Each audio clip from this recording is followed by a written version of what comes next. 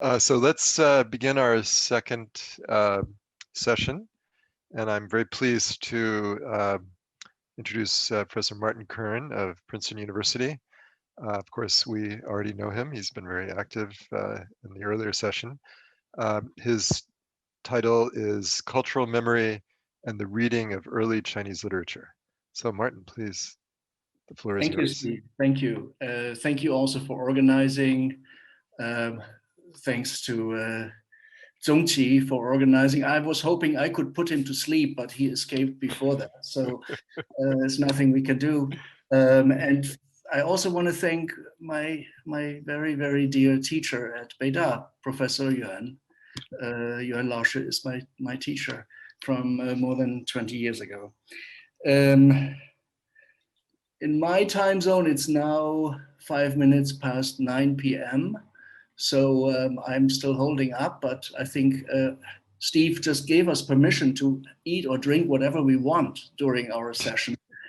So after I'm done, I will raise a glass of wine in all of your honor. So let's get started. Let me try. So let me see here. Yes, I can share my screen. And there it is. And play from start. Okay, is that all visible to you? Can somebody give me a hands up, Steve? Can you see it? Excellent. Yes. Okay, so in this paper, I will also take the invitation quite literally in the way Jeffrey did, to provide an analytical survey of various significant theoretical and critical paradigms that have shaped our scholarship. And so I find it important to first of all talk about what cultural memory is. And that's what I'm going to spend most of my talk on. I think at the recent AAS, Michael Nyland asked, and I didn't hear the paper, unfortunately, whether cultural memory is a black box explanation model. And I hope I will be able to show that it's actually better than that, but let's try and jump right in. So a quick outline. Introduction to the concept and history of cultural memory. Then I go to cultural memory in the study of early and medieval Chinese history. And then finally, what can I do with it in my essay? Because I want to actually put this concept to work and give and end my essay with a case study. But today I will only briefly allude to that toward the end. Now, this is a field that is extremely interdisciplinary, and it is a field with a history, as you can see here. It's a field that really became much more important after 1945, when after the war, when all sorts of things broke into the open, psychologically for individuals, but also for entire people, of course. The Holocaust, the field of Holocaust studies is hugely important in memory studies, for example. And then the same happened after 1989.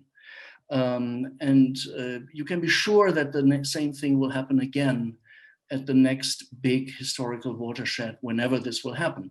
I listed here just the few fields that I could think of immediately when I thought of interdisciplinarity. All of this is involved in the study of cultural memory.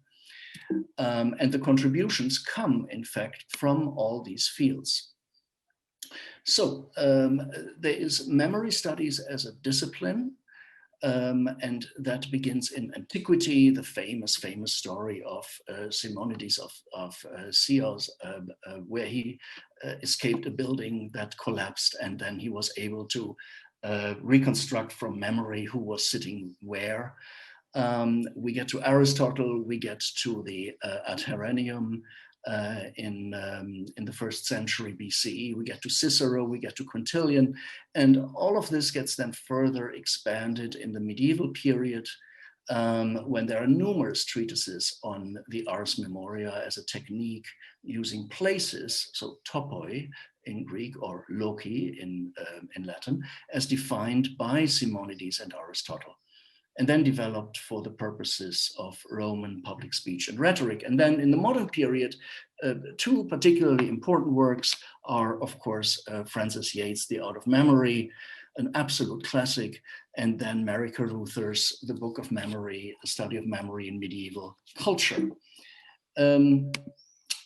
Now, those last two by Yates and Carruthers focus on individual memory. So what does an individual person do? What are the ways in which one can use the techniques of memory? But it was Maurice Halbwachs, a French sinologist who was partly educated in Germany, in Göttingen, who in 1925 wrote a first study, Les cadres sociaux de la mémoire. So the social framework, the social frames of memory. And Halbwachs took the step from individual memory to collective memory, to social memory. His big book was only published posthumously, La Mémoire Collective. And if you see here his dates, he died on March 16, 1945 in Buchenwald in the concentration camp. He died 3 days apart from another great scholar in our field, Henri Maspero. This is a very tragic story, and to some extent, Halbwachs himself belongs to this very history of remembrance that he inspired with his work. I give you one quotation down there: "No memory is possible outside frameworks used by people living in society to determine and retrieve their recollections." Now, then we have to go from collective memory to cultural memory, and the two wonderful people you see here are Aleida and Jan Assmann. Aleida Assmann, they're both emeriti by now, English and Literary Studies, Jan Assmann, Egyptology, who have formulated in the 1990s the concept of cultural memory. Here is Aleida Assmann's principal work, originally published in German, of course, 1999, and then in 2011 as Cultural Memory and Western Civilization. And here's Jan Assmann's work, 1992 in German and 2011 in English. And cultural memory has a pretty belated reception history in our field, and that has, of course, to do with the fact that it was written in German for the first 30 years, practically, of the existence of the concept. I remember when I used the concept in my dissertation in 95, 96. I wasn't aware of any other sinological work that was making use of this. And this has only changed recently, really in the 2010s and then more recently. There's more work by Assmann, by the two Assmanns, a really important article, Transformations Between History and Memory by Aleida Assmann. You can easily find it. And then Jan Assmann has another book, Religion and Cultural Memory, but he also has some other works that I list here. All of this will go, of course, in the bibliography of the paper.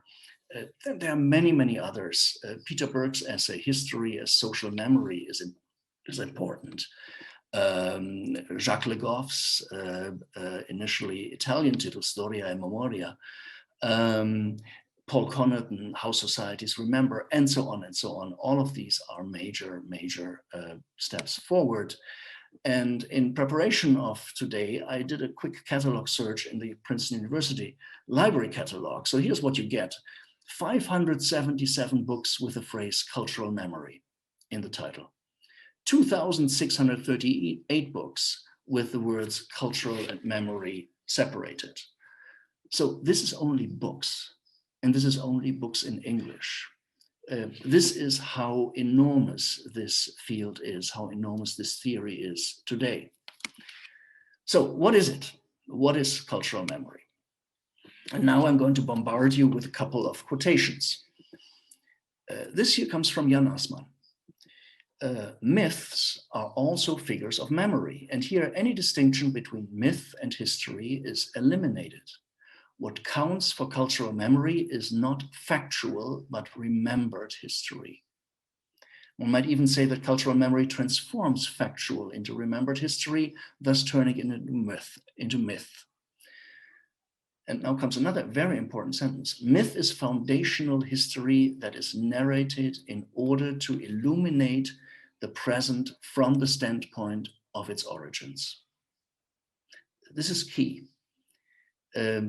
You can also say cultural memory is something that illuminates the past from the standpoint of the present. That's the complementary concept. So through memory, history becomes myth. That does not make it unreal. On the contrary, this is what makes it real in the sense that it becomes a lasting normative and formative power. Two more. It is generally accepted that the poetic form that has the mnemotechnical aim of capturing the unifying knowledge in a manner that will preserve it. Also familiar is the fact that knowledge is customarily performed through multimedia staging, in which the linguistic text is inseparable from voice, body, mime, gesture, dance, rhythm, and ritual action. Through regular repetition, festivals and rituals ensure the communication and continuance of the knowledge that gives the group its identity. So this identity is the key word here. And I jump a little bit. Aleida Assmann, when talking about the remembered past, she says it's always mixed with projected identities. Identity again, interpretations of the present, not just of the past, and the need for validation. She talks in this context about the depths of political motivation and the formation of national identity that goes to the making of identities, histories, and communities. Memory as a dynamic force that drives both action and self-interpretation. And then finally, she says, this force is part of what the French call imaginaire. We should not underestimate this form of imagination as mere fiction. Such fictions or inventions underpin all cultural constructions. She also says the past cannot be remembered. It has to be memorized, right? And we do so only through internalization and rites of participation that in memorizing the past, we create the identity of a we that gives us our history as opposed to general history. So let me summarize all of these points. What is cultural memory? It's based in the individual mind, but shaped by social interaction. This is a key point.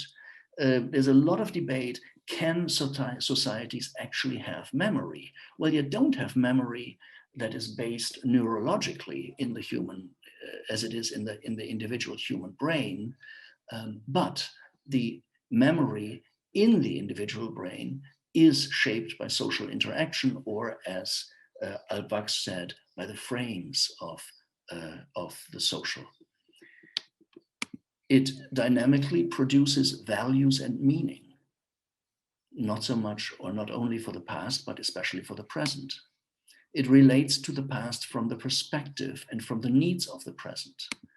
It is collective and institutional, seated in communities, all the way up to entire nations. It is oral and written in different modes of perpetuation and actualization. It depends on regular repetition, typically in performances. And here, just think of the ancestral sacrifice. And this is a moment, just as we earlier heard, you know, if Jacobsen had only known Chinese poetry, his explanation of poetry would have been so much better. I can only say if the Assmanns had only known about China and the ancestral sacrifice, they could have found so much. Creating unity of fragments and investing these fragments with a unified meaning. This is important because the past is fragmentary, and it is the cultural memory that gives it unity. It is therefore selective also in its focus on foundational narratives, on myth. It manifests itself in acts of remembrance and forgetting. It is defining, stabilizing, perpetuating personal and social identity. And it is, as we read from Assmann a moment ago, normative in its retrospective construction. And of course, it is related to, Hobsbawm Ranger's invented traditions or Anderson's imagined communities. You can immediately see the connections through this bullet point list. Let's do a little bit of semantics, remembering. Cicero, when talking about memory or the art of memory, used the metaphor of writing images into the brain just as one does on a wax tablet. Look at the Latin word, recordare. Core is the heart. It is what you put back into the heart. That is remembering. Look at English, to recall, to remember, to put back together the fragments, to recollect, to represent, to record. And there you see, to put back into the heart. Record, the core is still there from Latin, as it is, of course, in Italian, ricordarsi. And notice that in Italian, it is reflexive. So you don't say, I remember. You say, I remember it into myself. Yeah. Mi ricordo. I do it for myself. And the same is in German. Sich erinnern means to put something within one's inner self. Now, how does this work with Chinese? 说文解字志意也 or 忘不志也. To forget is not to remember. And then Ju Junsheng, in his so the later philologist, said this character zhi is actually the old form of the other zhi that we also know as shi, to know, but it really means to remember. And in the Shuowen, this zhi is explained as changye. Yeah.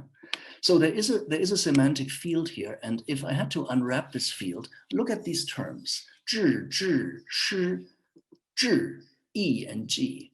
They are all related. You can derive this from phonology.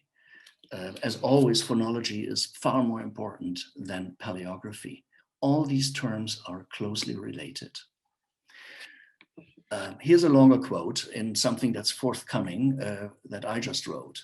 The notion of shi yan zhi, so we're talking about Chinese poetry, appears derived from the function of poetry to perpetuate a record. Poetry contains what is inscribed into the mind, right? There's the heart, as it is in Latin or in Italian or in English or in German. And it is the very form stabilized by mnemonic devices such as rhyme and meter to preserve what must not be forgotten. Poetry, as elsewhere in the ancient world, is a principal form in which cultural memory is stored, performed, and transmitted with a profound commitment to the past. Of course, that's true for Chinese poetry. As poetry expresses intent, it merely extended this commitment to the present. Intent was conceptualized not as original, personal, or idiosyncratic, but as the response to historical circumstance. While expressed by an individual voice, this voice was communal, arising entirely from social experience. It spoke to shared affections and aspirations, and thus, prospectively historicizing itself, produced a record of the present. The communal voice was that of the performer who skillfully presented not his own inventions, but instead poetry that was explicitly inherited. All of this, I think, has to do with cultural memory. Look at this here, the famous account in the Li Ji about an inscription. It basically says when you make a bronze inscription, you do this to honor your ancestors, but you also accomplish your own name, because when somebody looks at this inscription, that person will recognize your ancestors who are praised there, but will also recognize you as the rememberer. You will become the rememberer remembered. And in the same way, is exactly how the ancestral sacrifice works. The current host of the sacrifice presents himself not only as a filial descendant of his ancestors, he also presents himself as a prospective future ancestor.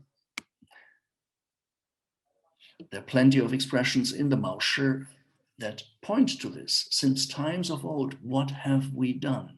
And what are we still doing, right? It is not merely here what we have here. It is not merely now what is now. It always has been like this. Plenty of poems invoke these concepts. Now, very briefly, to come to an end, cultural memory in the study of early and medieval China, and I should say Chinese literature, really. The list is fairly short. And in fact, only Tim Davis, Wendy Swartz, Chris Nugent, and Lynn Struve refer to cultural memory. Ken Brashier refers to Mary Carruthers and Francis Yates, but he never talks about cultural memory. Stephen Owen, writing in 1986 in a fantastic book, Remembrances, it's a very short book. Of course, he doesn't even know the word cultural memory at that moment. It hadn't been invented yet. Assmann invented it 6 years later. But Owen makes a big point about the figure of the rememberer who is remembered. I myself have written on this in a couple of pieces, focusing on the Shangshu and the Shijing.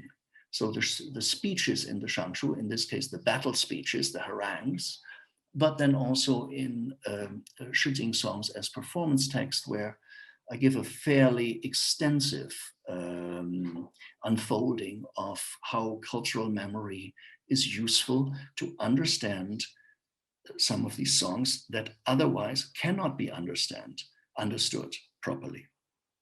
Now, where am I going with all of this? And this is the end of my presentation to stay within my time. I'm working currently on a new case study titled tentatively Yuan and the Lisao, Repertoires and Composite Texts of Cultural Memory. I introduce here repertoires and composite texts, which are concepts that I find extremely useful in examining Shijing poetry. You see a reference there to an article that was published 2 years ago. Again, it was Steve Owen who first used the term repertoires in his fantastic 2006 book, The Making of Classical Chinese Poetry. And I have been taking it up and taking it further and connecting it to a notion of composite texts, because as I said earlier, memory is fragmentary. The past is fragmentary, excuse me, the past is fragmentary. It's memory that puts it together, that recomposes the past into a unified structure. So here are my 3 main points, and this will be basically the second half of this paper here. Number 1, the Yuan biography in Shiji is well known. This has been demonstrated ad nauseam. Is well known as a composite text compiled from at least 4 different mutually incongruent sources. David Hawkes has talked about it, Galil Walker already in 1982. There's a lot of study on this. The biography in Sima Qian's Shiji cannot even agree with itself on the name of the protagonist, whether it is Yuan or Ping. It's clearly coming from different sources, the different parts there. Next, and this is not known, this is my own argument, and I expect to get all sorts of hellfire directed at me for making it, but if you're in Chinese literature, you can't be afraid of anything. The Lisao is not a unified poem, but an anthology of fragments, some related to the Yuan story, not all of them. Its sources reflect different lexical systems and mutually exclusive poetic registers, otherwise sedimented in other early Chuzi texts, such as Tianwen, Jiuge, and Jiuzhang. It is it being the Lisao. The Lisao is discontinuous, fragmentary, repetitive, nonlinear, and highly polyvalent. And then the worst of it comes now, and that's my last slide. The Yuan persona of the Han is not a historical person, let alone the author of his texts, but itself a composite textual configuration into which is inscribed the foundational early Western Han imaginaire, first locally at Huainan, Liuan's court, then cosmopolitically at Chang'an, the imperial court. The exemplar, so here's what is inscribed into the figure of Yuan, the exemplar of the old Chu aristocracy, the prophesied fall of Chu to Qin. Yuan is a prophet.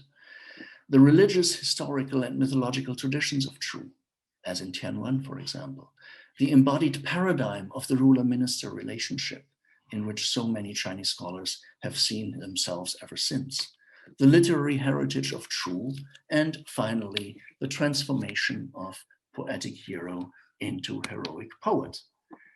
And this was my PowerPoint, and I end right here. Thank you.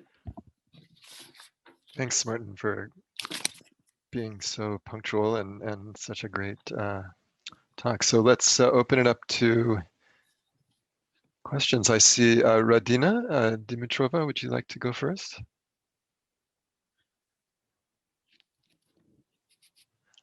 I don't think we can hear you. Do you? I can't hear you and I can't see. Where is she?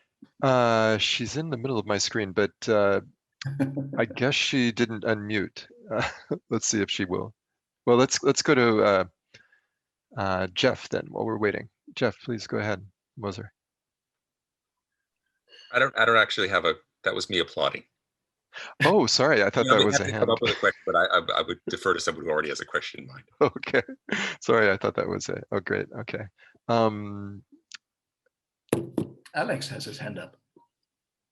Alex, yes, please. Yeah, that was a wonderful paper. And it kind of threw me back to the question that you asked earlier in the conference about how we speak back to European theory and how we kind of insert ourselves into that discourse. And I wondered, actually, in connection with Sinda's paper, since you both mentioned these kind of superfit examples, things that seem to work so nicely with theories of European origin that they actually do better than the original or would improve the original. And I think often we're stuck in a situation where when working with theoretical texts, there are references to things that we don't have, quote unquote. It's what the Chinese tradition lacks. So what happens when we actually have something that is better than, which is not a lack, but a surplus? And I think that for Sinda's discussion of Jacobson, that holds, and your discussion of cultural memory, the concept of cultural memory, how that would benefit from understanding Chinese ritual.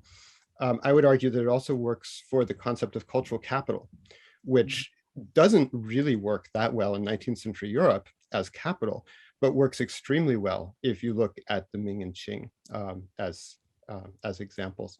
And so I'm wondering if those kind of superfit areas where China seems to be doing really well, as an example, would be points where we can really push and challenge theory, or whether actually that's not going to be any better.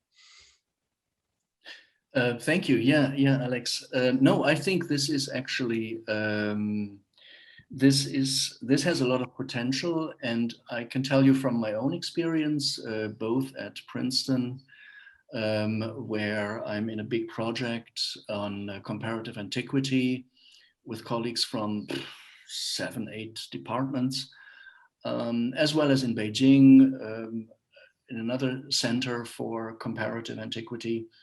There are a lot of people who are interested in what we have to say. And I have met Jan Assmann several times, the first time in Jerusalem. And he is always interested, and so are my colleagues in classics in particular. And this is really different from how it was 10 years ago. 10 years ago, there would be a project, let's say at Princeton, let's say the long thing where I quoted shamelessly myself, how literatures begin. 10 years ago, this would have been completely a Euro-American thing. This time, the very first chapter in the book is China, and then there's a chapter also on Japan, and there's a chapter on Korea later on. Our colleagues, at least in the study of antiquity, are really eager to hear us. And it's up to us to make ourselves understandable, which also means we have to transcend a native Chinese discourse. We have to really be in both and in between, just as Patricia just said. And there's a lot of potential. I'm very optimistic, actually. I'm not kind of hand-wringing and complaining and why is nobody listening to me? No, it's not bad. Thanks.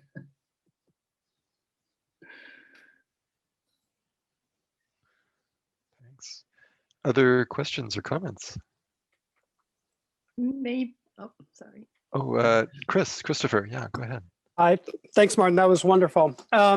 I wanted to note another positive aspect of some of this getting the attention of people working on other traditions, and Anne Blair's Too Much to Know, she does, sorry, Too Much to Read, she does actually spend some time talking about Lei Shu and some of those textual traditions. And I think that's one thing in the area of memory, at least for starting, actually for the medieval period. But in terms of comparison between the medieval periods, I think China has sometimes gotten short shrift because of a lack of memorial treatises on mnemotechnics techniques and that sort of stuff. But all of that is there in the structure of so many texts that are available in the manuscripts from Dunhuang, but have not gotten the attention I think they deserve. But I think that's an area where we really have some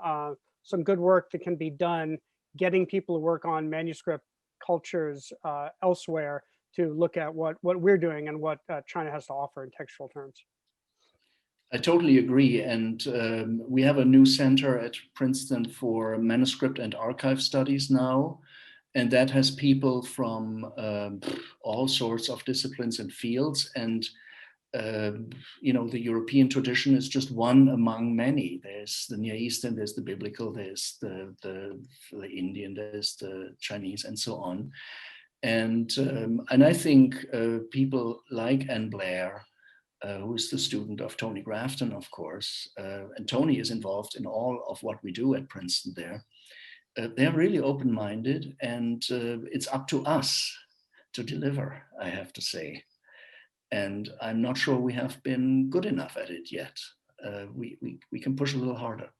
Push ourselves. Just know quickly, Anne wrote the preface to our new book on literary information in yes, China. I know. Yeah. Yes. Great, thanks. Pat, did you want to say something too? Yeah, I just wanted to follow up on Martin's comments and wonder whether you could maybe care to elaborate on why there is this shift in the last 10 years. So yeah, whether you have any thoughts of what may have precipitated this sort of reconfiguration of studies of antiquity. I think there are a number of elements in there, and we can't talk about all of them. I think one is clearly what is called the rise of China, and we can always piggyback on that for our own purposes, and we should. Another is, I think that, and you see this extremely dramatically today, as we speak, there's a real identity crisis in, for example, a field like classics. it's almost blown apart, and they have noticed that something has to change. You know, you can continue for another 100 years to read only Homer, but it doesn't get you anywhere anymore if you don't also confront that with something else.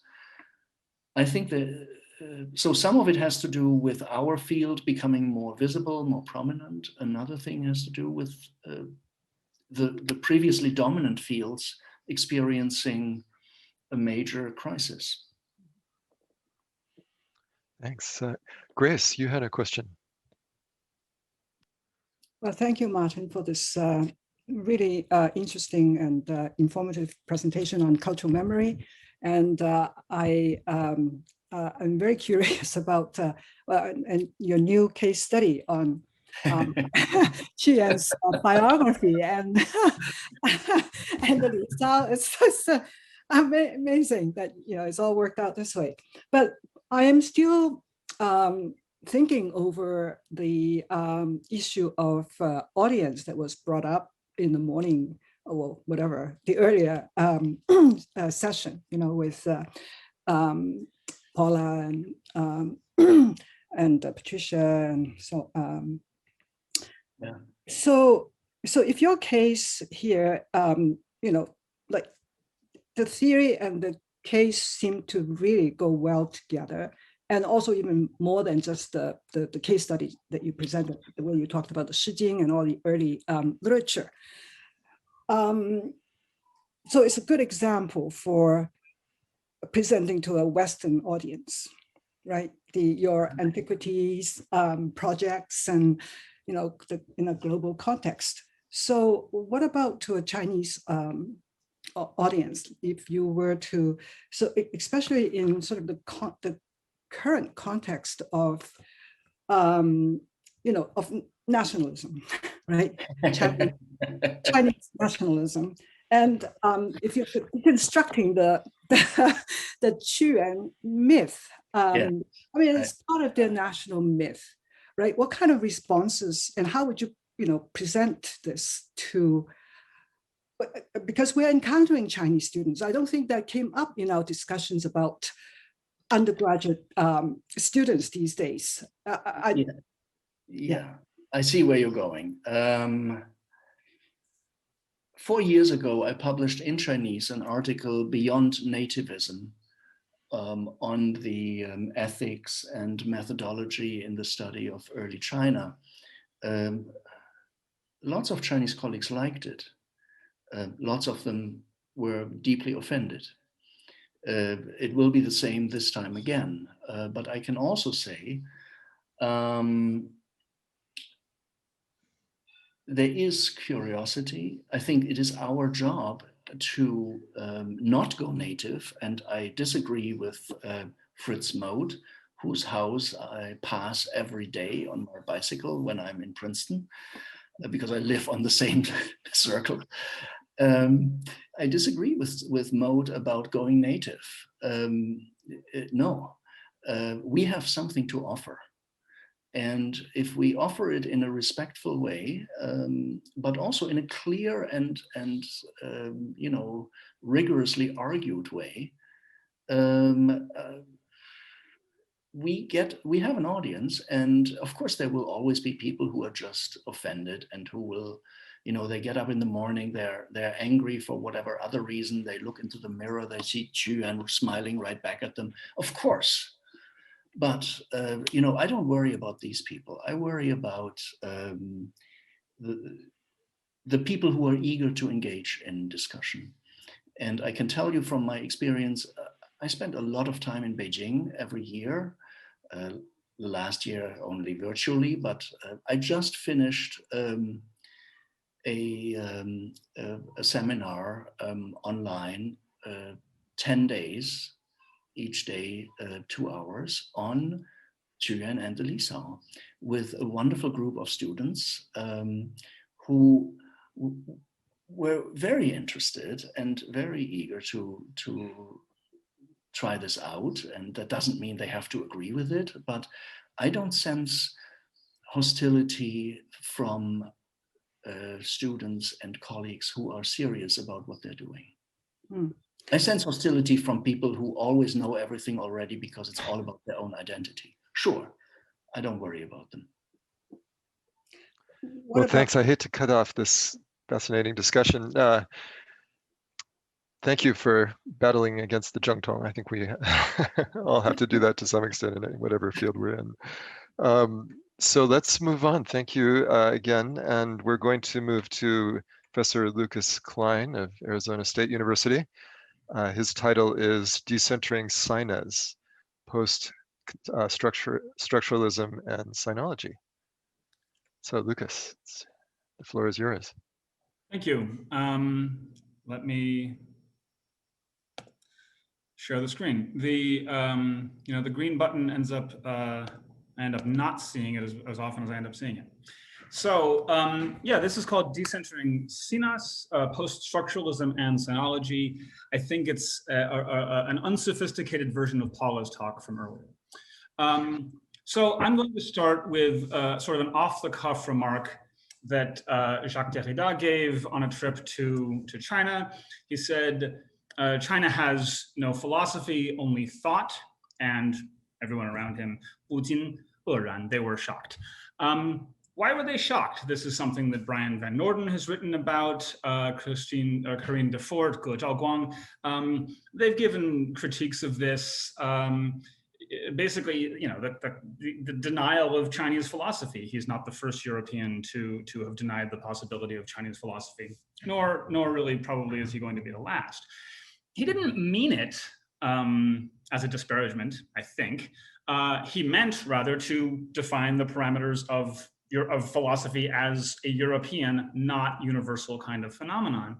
But of all people, Derrida should have known better, right? The signature move of deconstruction is to say, all right, everything we know is either, this or it's other, and there's some sort of weighting, there's some sort of prioritization of one of those two categories, and that means that all the things that we know ultimately come with a lot of value judgments that might want to be reconceived. And so here you go. He might have thought that thought was a better category than philosophy, but a lot of people think of the philosophy as the sort of the privileged category of thought, and to put that into a dynamic where East and West, or Europe and China, or whatever are coming together, that ends up being, quite ethnocentric. And interestingly enough, it's not the first time that Derrida made such a kind of remark. In his book of grammatology, it's not, of course, his only book, but his most important book from the point of view of literary studies, at least in North America over the last, let's say, 50 years since it was published. He wrote this. He wrote that Chinese remained structurally dominated by the ideogram, and thus we have the testimony of a powerful movement of civilization developing outside of all logocentrism. Same kind of point, actually. There's logocentrism that is a problem of philosophy, and Chinese thought may have other problems, but it doesn't have the problem of philosophy, of logocentrism and philosophy. Then there are some other questions like, how do you know? Other questions like, if in the same book you say that very famously there is no outside the text, what are you doing positing something outside of all logocentrism? So anyway, what I want to do in this talk here is sort of use this as an in to look at the place of post-structuralism and sinology, and how they've kind of wrapped around each other, and so on. One question, of course, is how susceptible to decentering, to the kind of post-structuralist impulse to decenter, can we as sinologists be, when the thing that we're supposed to be talking about, this Zhongguo, is so central. Now, I'm going to proceed in two parts here. The first part, there's going to be a brief survey of post-structuralist writings about China by some of the most renowned figures of post-structuralism or French theory: Foucault, Barthes, Kristeva, Hillis Miller, as the sort of representative non-French, non-Francophone member of the French theory sort of group who've written about China. In the written version, I do a lot of engagement with secondary writing, with secondary scholarship on them. Mostly, I'm sort of cribbing Bachner and Chao and Zhong and Hayo and Saucy and Zhang, but I'm going to leave them out of the PowerPoint. And the argument there is that post-structuralist writings have a tendency to recenter themselves upon this binary opposition between China and the West. Then I'm going to move into the direct influence post-structuralism has had on Chinese literary studies or sinology, first by detailing how some such scholarship has nevertheless reified that China-West binary. I see that in Pauline Yu, I see that in Steve Owen, I see that in Wai Lam Yip, I see something similar, but not identical in Guo Mingdong. And then I want to sort of conclude by offering examples of scholarship that I think has more successfully decentered the centrality of China and itself other structures. Basically, the conclusion is that the most successful post-structural decentering occurs in sinology when sinologists ourselves decenter French theory and disseminate our decentering through a more dissipated post-structuralism instead. So here we go. This section is called Détour de la Chine. Before we get into post-structuralism, it's probably worth pointing out that a lot of this sort of structuralist kind of take on China and Chinese writing. I'm sort of going to be conflating Chinese writing, Chinese language, China, all in one sort of category here. It's in Saussure already. He says to a Chinese, an ideogram is a second language. The substitution is absolute. The same graphic symbol can stand for words from different Chinese dialects. So a lot of the post-structuralist knowledge, a lot of what post-structuralists knew about Chinese was not necessarily coming from Saussure only, but I think that he is representative of a certain take. And I think we see that influence a lot in sort of big name French theory mentions of China. So for instance, kind of famously in The Order of Things, Foucault begins talking about something that he sees in Borges, where Borges is looking at China. This book arose out of a passage in Borges, out of the laughter that shattered all the familiar landmarks of my thought, of our thought. He's talking about a certain Chinese encyclopedia. And as Foucault writes, the thing we apprehend in one great leap, and I never noticed until just today, putting the final touches on this PowerPoint presentation is the sort of the weight of the phrase great leap vis-a-vis China. The thing that by means of the fable is demonstrated as the exotic charm of another system of thought is the limitation of our own, the stark impossibility of thinking that, right? We cannot think in this way of recategorizing things. But of course, the problem with this is completely fantastical, right? This is Borges making a joke. And it's really unclear here if Foucault is in on the joke or if he even cares, right? But what really sort of gets hammered down is that Foucault really does seem to be considering China as very much an other, and an other that, sort of reflects certain things onto his knowledge, and his discussions of epistemology, but which he doesn't ever sort of try to come to terms with knowing in its own right.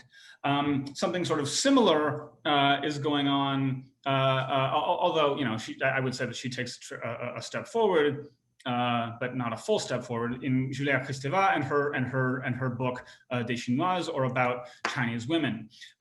One sort of, and here the main kind of issue is that she's talking about Chinese women. I think this is a very important move. This is also the largest, to my knowledge, the only full-length work on China by a sort of canonical member of French theory. But it's also interesting that this book is almost never mentioned when people talk about Kristeva, because I think it's been critiqued pretty thoroughly and to my mind, pretty rightly. Here's one sort of representative passage. She's discussing a volleyball match between Chinese and Iranian women. And she wants to describe China as in some way having deconstructed gender in opposition to a more starkly gendered kind of binary image that she has in the West. Now, this is before the Iranian Revolution. This is before. It's sort of interesting from our vantage point today to think of Iran as part of the West.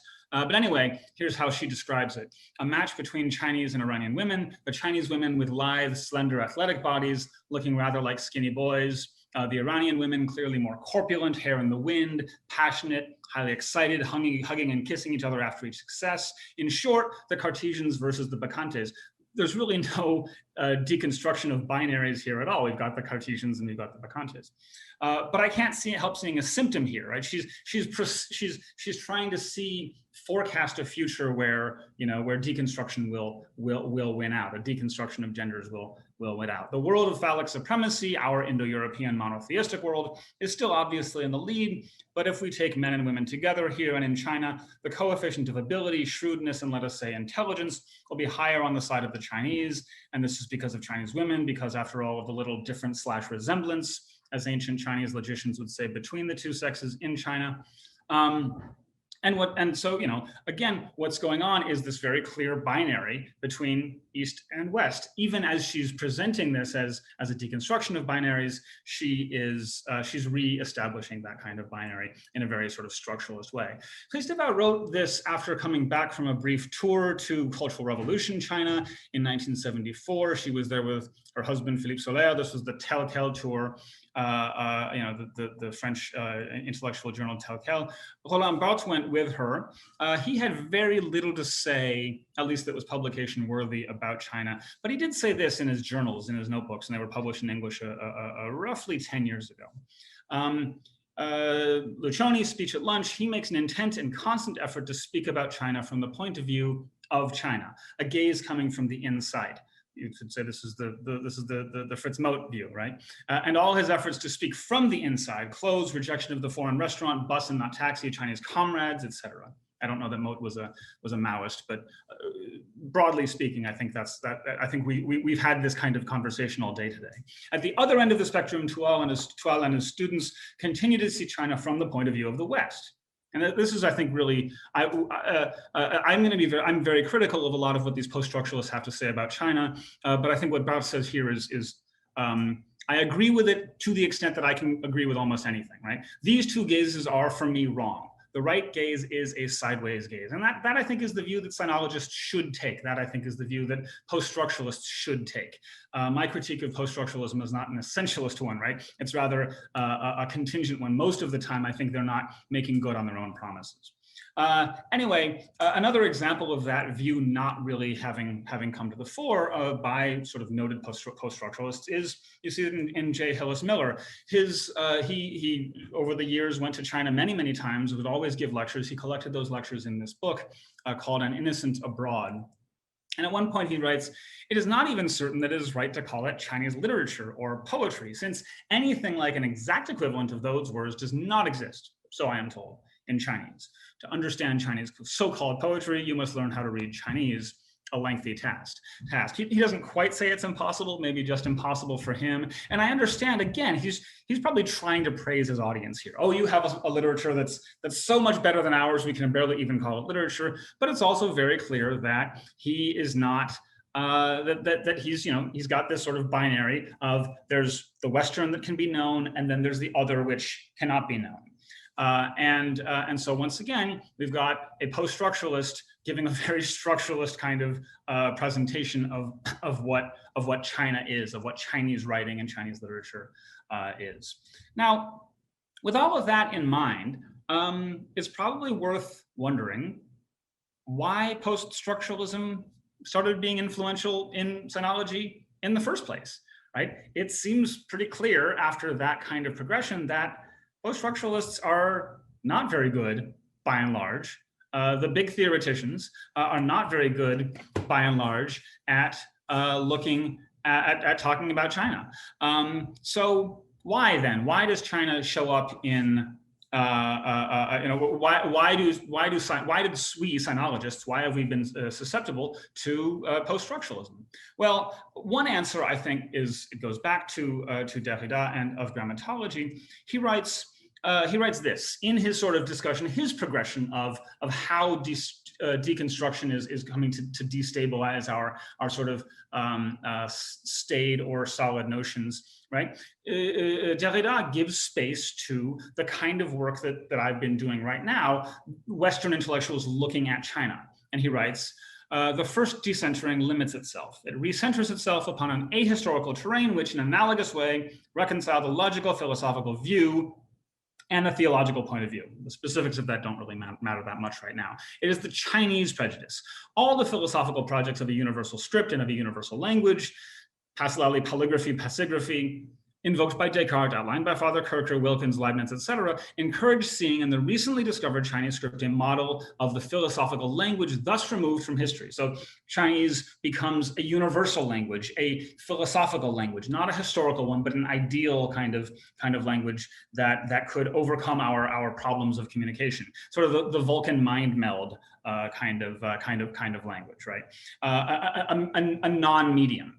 Such, at any rate, is the function of the Chinese model in Leibniz's projects. For him, what liberates Chinese script from the voice is also that which arbitrarily and by the artifice of invention wrenches it from history and gives it to philosophy. So not something contingent, not something material, but rather abstract and ideal. I think this is a very interesting discussion that Derrida has, but basically the point is that the Western perception of China, which I think includes our work as sinologists, matters in Derrida to European intellectual history. It matters to the questions of the question of philosophy. And so it's probably worth taking a look at that here, right? Now, in describing this kind of trajectory here, Descartes and Kircher and Wilkins and Leibniz and so on, what Derrida is basically saying, he says this is a hallucination, right? That they were hallucinating, and yet it's an important hallucination, right? They weren't right, but it was important that they did that. It was normal then, he says, that the breakthrough was more secure and more penetrating on the side of literature and poetic writing. This is another reason, by the way, that I'm talking about sinology as, you know, those of us who were dealing with Chinese literature, rather than getting into the whole question of, is Taoism the same as deconstruction? You know, that, I mean, if I were in philosophy, I'd probably have that discussion, but I'm not, so I'm not going to have that discussion. It was also normal that it shook up first and caused vacillation in the transcendental authority and dominant category of the episteme being. And now, what I want to do here is look at some of the early sort of steps towards incorporating post-structuralism in sinology and say that we have a similar kind of vacillating, a similar kind of, to my mind, a reconsecration of that East-West binary, but which was helpful nevertheless in moving us to, I think, somewhere that I dare say is a little bit better. And so I want to talk about, you know, we mentioned these names before already, Steve Owen and Pauline Yu. They were sort of the first, I think, in my mind, to bring in post-structuralism or sort of a post-structural awareness in their comparative takes on Chinese poetics and European poetics or Western poetics. Owen writes, the differences between Chinese and Western modes of literary reading are deeply connected to the question of metaphor and the reader's presumptions about the fictionality or non-fictionality of poems. Presumptions of fictionality in the text and of a metaphorical truth run throughout our modern Western modes of literary reading. This sounds a lot like a post-structuralist approach to Western intellectual history and the way that it and how it has and how we when we read literature in Western literature bring it to bear on our readings. In Chinese poetry, on the other hand, metaphor is more truly a device, most comfortable in simile and usually confined to certain emblematic traditions and to certain subgenres. And Pauline Yu says something very similar. Movement beyond a Chinese poem is metonymical, occurring, as Wellick and Warren put it, within a single world of discourse. It does not head toward another transcendent realm. It is autonomous and different in kind from the sensory world of the poet and his readers, simply because such a realm was not held to exist. Now, I think today, right, this is about 40 years after they wrote these pieces, it might be kind of strange for us to think of them as big, post-structuralist thinkers. And yet at the time, if you want to read Jonathan Chaves' review of their work, for instance, or James Liu's review of Steve Owen's book on traditional Chinese poetry and poetics, it was very clear to readers at the time that they were sort of the most in the Derridian camp. And yet it's a very, to my mind, unresolved kind of post-structuralism, because there is a very clear binary between East and West. Now, I think that what they were trying to do is, right, as we've been discussing today, for a broader audience, have broader readers of literature build a better appreciation for Chinese poetry and poetics. But I also think that, within that kind of framework, all they're doing is just reconsecrating that difference and those kinds of value judgments that, that Derrida and others have warned us against. In a similar way, Lim Yip wrote that, while the Western ego insists on looking at the world from the vantage point of human subjectivity, the Chinese view things as things view themselves. And again, right, so we've got that same kind of, the West is culture, Chinese is nature, kind of binary. Interestingly, Owen and you both have written here and there in ways that are very critical of Yip, but at least from the vantage point of today, I think that we can see them as saying very similar things. This idea that the Chinese view themselves as things view themselves, that calls to mind, to me anyway, Paul Deman's definition of ideology, right? The confusion of linguistic reality with that external reality, right? Just that we say these things and then we actually believe them to be true. Now, since I've mentioned ideology, I should also bring in Gu Mingdong's book, Sinologism, which he's giving a kind of a reading of these sort of ideologies, the Chinese, the Western view, ideological view of Sinologism. And this book, by the way, comes with a preface by J. Hillis Miller too, right? So in a certain way, it's presenting itself as not only part of an ideological critique, but also very much a post-structuralist kind of ideological critique. And yet his conclusion I find kind of strange, right? Not in its reconsecration of an East-West binary, but rather, well, I'll read the passage. Once freed from the unconscious logic of Sinologism, we will eventually be able to usher in a golden age when knowledge about China and other cultures is pursued for its own sake, free from the interference of the political ideologies of colonialism, Western centrism, ethnocentrism, and other political and ideological agendas. And I guess, trying to position myself within that sort of post-structuralist point of view, I can't say that I believe that's ever going to happen. I just can't see that we're ever going to be outside of our own ideologies, right? We will have our consciousness, our ishi, and those ishi will take on, those consciousnesses will take on their own morphologies, their forms. We will have our ishi Xingpei. And there's really, I don't think there's any way around that. On top of which, I've got to say that, free from the interference of political ideologies and ideological agendas, that just sounds really boring to me. So yes, I disagree. I mean, I agree that there are a lot of problems with Sinologism as it's come to be, but I don't think that we're going to ever reach some promised land where, we can have the view from nowhere, nor do I want to have, nor do I want to live in the pretense that it exists. So that's the end of the sort of the second section. And I guess what I'll do in the conclusion is sort of list through some of the works that I think are pointing the way to a sort of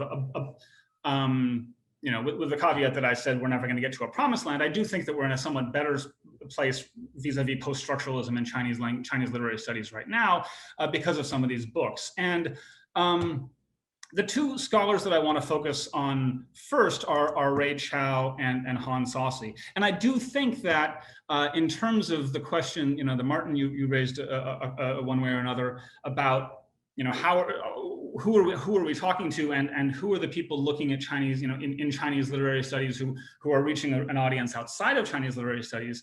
I think that many people in film studies know Ray Chow, many people in comparative literature know Saucy and Chow. And I think that we don't necessarily have to agree with everything that they say, but I think that they're doing a good service in promoting Chinese, broadly speaking, promoting Chinese literary studies as a serious enterprise.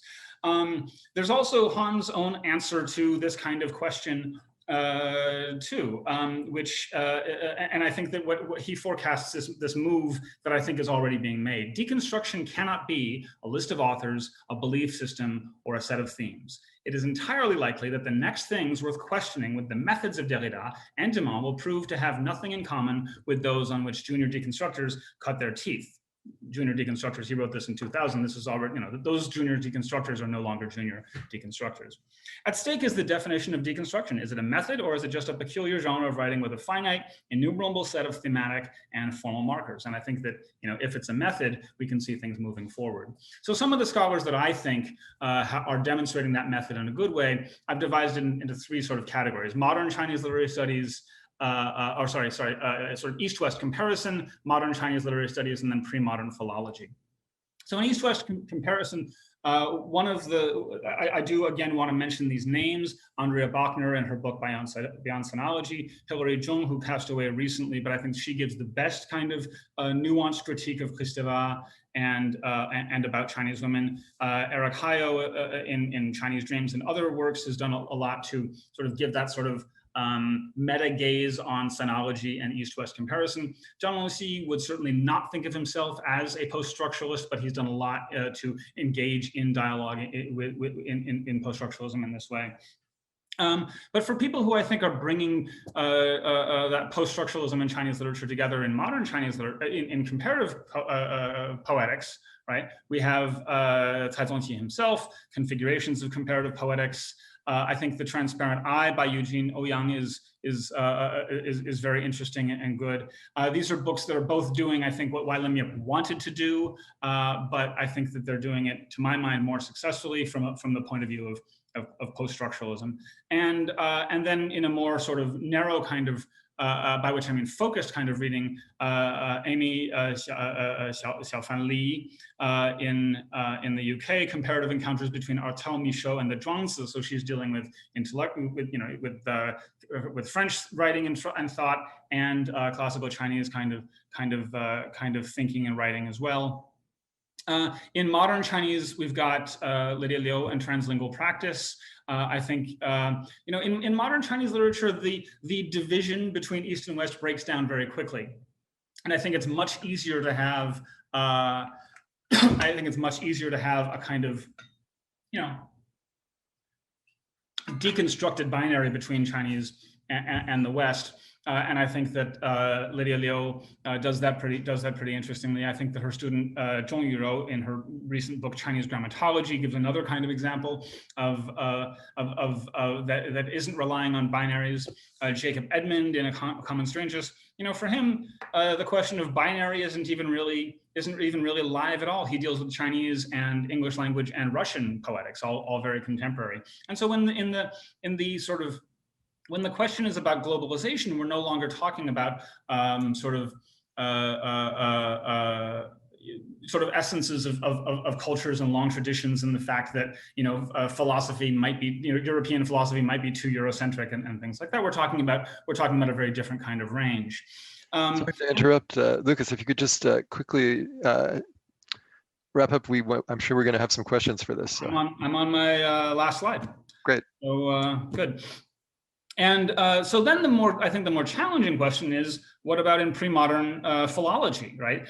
Philology often sees itself in a kind of opposition, binary or otherwise, with theory. But I think that Nicholas Morrow Williams is doing a lot of philological work that is also theoretically inclined. So is Martin Svensson Ekström in Sweden. And I'm going to end with a quote by him.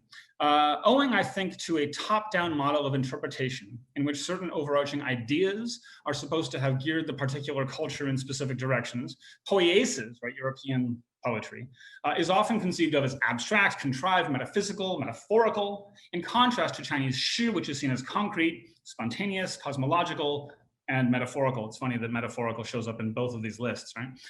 A philological, maybe he means metonymic, I'm not sure. A philological reading, as indicated, would not merely reverse the top-down model or insist that a more correct understanding of the linguistic, textual, or cultural unit in question lies in etymological or graphological analyses. Indeed, such analyses have in the past been part and parcel of an incorrect dichotomization of China and the West. I think he's talking about sort of Pauline Yu and Steve Owen there. It would insist rather on a constant awareness and revision of what we consider the great ideas that underpin, respectively, the Chinese and Western traditions to be, in light of readings that contextualize the unit in a far more rigorous manner than is usually seen, as well as taking etymology and graphology into account. And so I think here, not only is Ekstrom working to sort of deconstruct binaries between Chinese and Western literature, he's also working to deconstruct binaries between theoretical and philological approaches to literature itself. And that's my time. Thanks very much for a very rich discussion. So let's move into Q&A, and I see Paula has a question, so please. Yes, Lucas, thank you so much. That was really wonderful and exciting, and of course, it's making me think about the various ways I can also reconstruct my article in progress. I'm glad it's in progress, actually, having just heard your talk. I do have something that really pops into my mind, something I was thinking about before you spoke, but your talk just now kind of reconfirmed, is that there's a kind of resonance between the work, the aspirations of someone like Gu Mingdong on the one hand, and someone like Fritz Mote on the other, ironically. And I'm just wondering if you see that there, if you see that there's a utopianism on both sides, and how you would characterize, is there anything constructive going on in either one of those, and how would you relate them to each other? Well, that's going to be a hard question. So the short answer is yes, although the longer answer is that's going to be a hard question for me to answer, because I don't know Mote's work that well. But in terms of that kind of utopianism, I think you're right. But I guess I'll say that the utopianism doesn't really surprise me when in Mote, but it does surprise me in Gu's work, and that's why I bring it up. I have a lot of respect for Gu's work and the very thorough kind of work he's done to give that kind of a philological underpinning to his let's call them dismantlings, if not deconstructions, of the sort of the ideological premises that he sees over, governing our study of Chinese literature. But the conclusion is just kind of very, I don't know, it does seem utopian in that way. We could give that a positive spin and say, our reach is going to exceed our grasp, or what is heaven for? I'm misquoting Browning, but I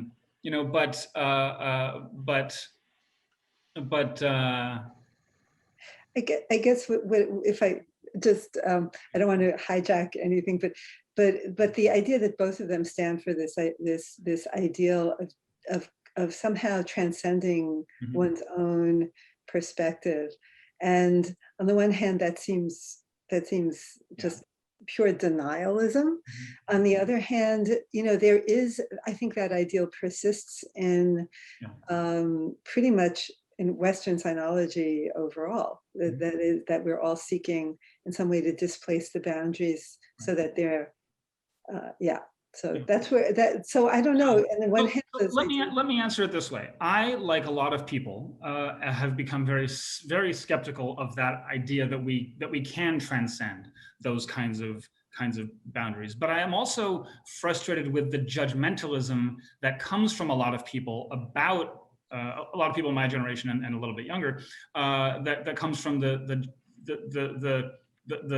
critique of that kind of utopianism. I don't think that we can ever fully transcend our place or whatever, but I think we should try a little bit. And I think that the denial that anybody, yes, I don't think we can, but I don't think that we should be judgmental of people I don't think we should be only critical of people who are trying. Because if we are only critical with people who are trying, then we're not actually communicating, right? We're not actually ever learning from each other or anything like that. And so I think that this is one thing that I come back to in translation studies a good deal. So. Yes, Jeff. Lucas, I want to echo Paula and saying thank you for a very stimulating talk. I also am glad that I have not submitted my my paper yet, because I'm gonna do my best to try to incorporate some of the material you cited. Okay. I wanted to ask a question about binaries. Mm-hmm. And given the pervasiveness of binaries as an analytical heuristic with a very, very deep history, how in your work do you go about distinguishing the binary as a trace of post-structuralist to post-structuralist thinking from just a more generalized presence of binaries and their deep history in thought in general?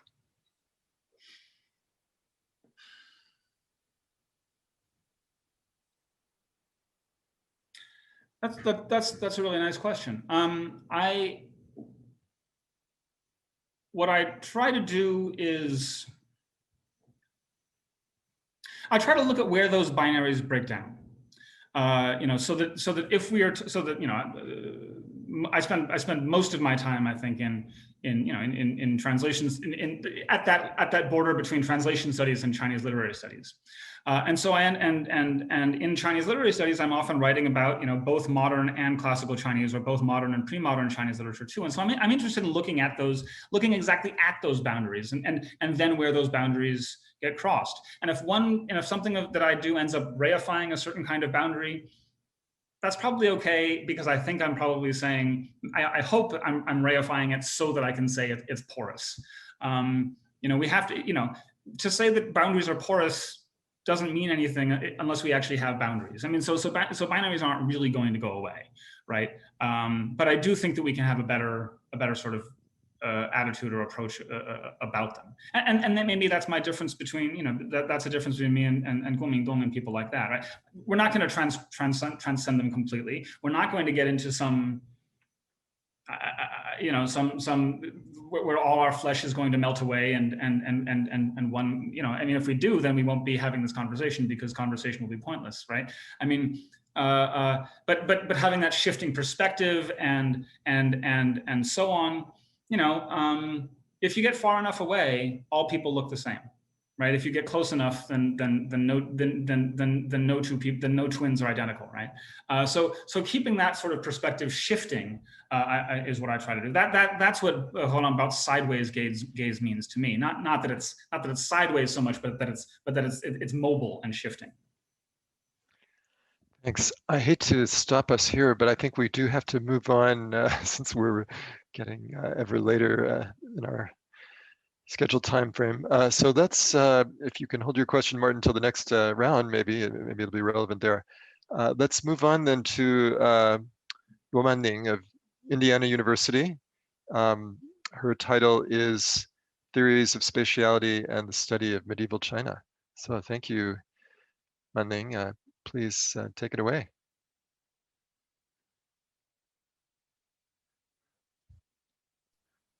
All right. So can you see the slides? Yeah, we can see it. Thanks. Okay.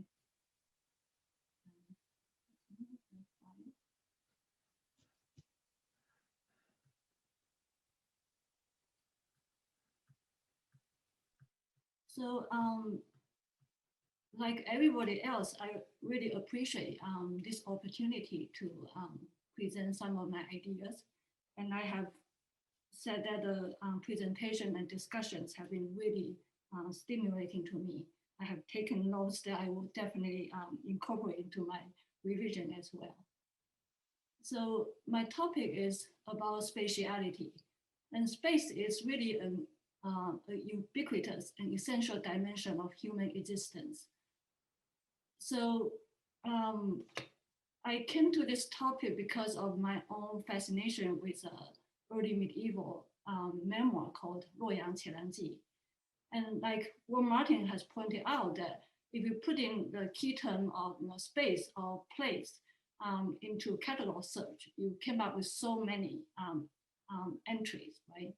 So from my own kind of exploration, I feel like there are some themes or some issues that have come up a lot. And some scholars, some theorists have been cited a lot. So in my paper here, I'm going to adopt what I would like to call a kind of spatial approach to the issue. In other words, I'm only citing influential Western theories, and only some of those. And then on the China side, I'm only be selective in choosing examples. So this kind of spatial approach is not perfect because it does not really show the kind of diachronic development in the field, both in the Western side and also on the China side. And I'm also only focusing on English language scholarship only. At the same time, the studies on the issue of spatiality in China studies is also very broad. So I focus only on the medieval period, mainly from the 3rd century up to the 10th century. So it's it's only selective, it's not comprehensive, it's also spatial in its treatment. So I'm going to provide a very brief outline, and then I would like to save more time for your suggestions so that I can incorporate those. So in terms of Western theories on spatiality, I feel like the terminologies really mattered. So what's most common, for example, is this distinction between space and place. And then in this regard, I think Tim Creswell's distinction represents this kind of humanistic geographies distinction between these two terms. So to him, that space really is this kind of physical dimension, geometric dimensions, and place is the meaningful location. So we humans actually turn physical dimension into meaningful location, and that's the transformation of space into place. And another scholar for Yifu Duan emphasized the distinction, saying that space really represents openness, it's movement, but place is about security and it's about pause. And there are a lot of discussions, especially among philosophers, about this essential nature of place. So for example, the Heidegger's concept of dwelling and the image of this farmhouse in the Black Forest is well known. And then you also have this Bachelor's oniric house, emphasizing the space, the connection space with human memory. There's also, when we talk about the distinction between place and space, there's always the issue of making, right? How space is made into place. And I think along this thematic line, there are two major trends, I feel like. There was discussions that emphasizes the role of individuals. So you see in David Seaman's discussion, the idea of place ballet, which means how individuals through habitual movements create this kind of conscious or unconscious sense of place. You also have, for example, Disserto's idea about rhetoric of walking, how pedestrians walk through the city, and they were, in a sense, constrained by the structure of the city, just like the language grammar. But at the same time, they have the freedom to improvise. And this is what he called, the rhetoric of walking. On the other hand, you also have a lot of discussions on the role of the social. So among this group of theorists, they actually do not make the distinction between space and place. To them, space is one encompassing term that covers everything. Among these, there are, I cited three theories. One is Foucault's idea of the heterotopia, which is the space of the other spaces.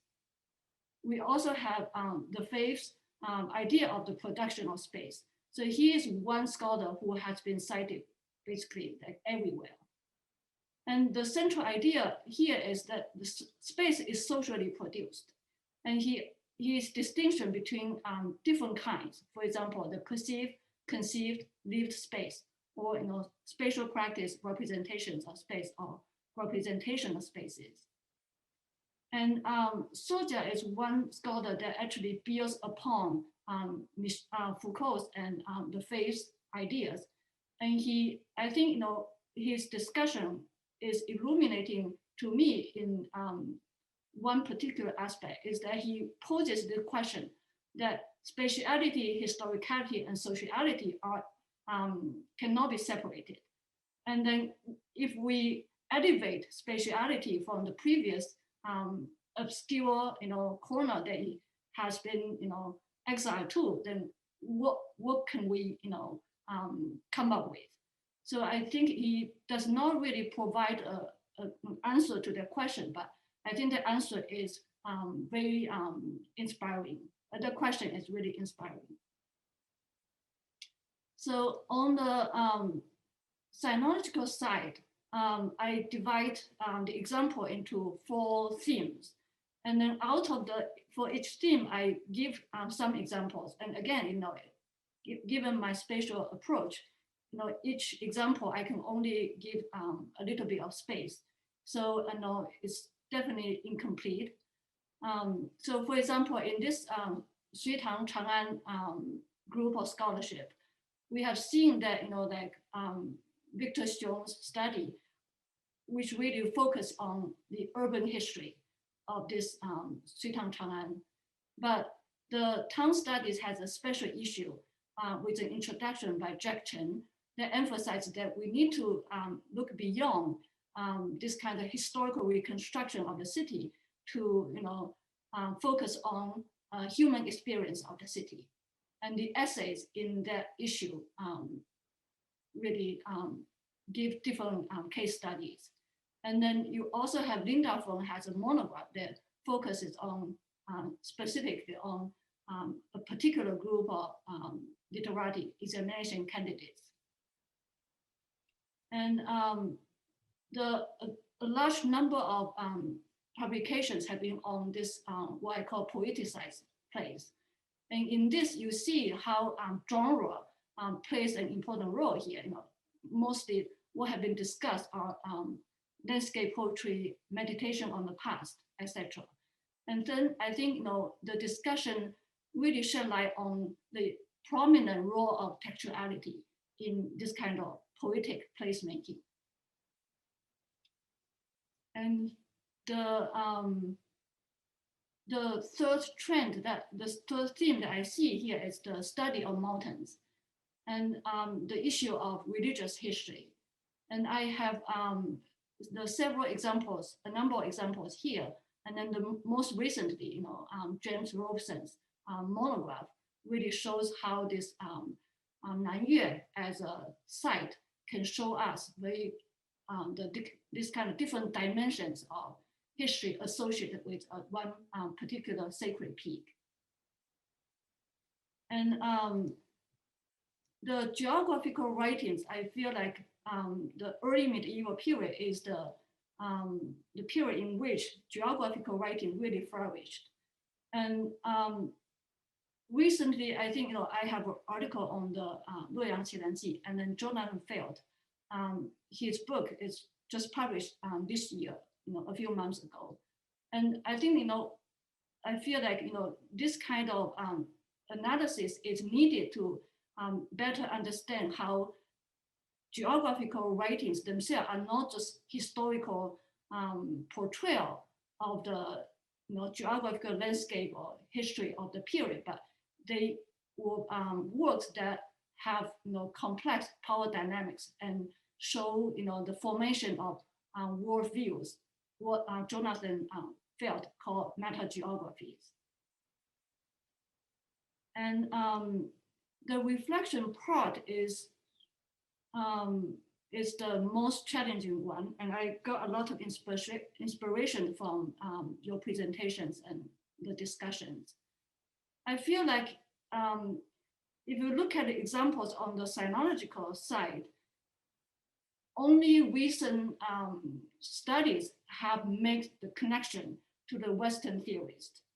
So the first question to think is whether this kind of Western theories are really necessary, right? In a sense, you can see that the Western theorists, they are very, their thinking are quite abstract. Their arguments, in a sense, are very general. Like the Faye's idea that space is socially produced, right? That's definitely true. But at the same time, it's also very, very general.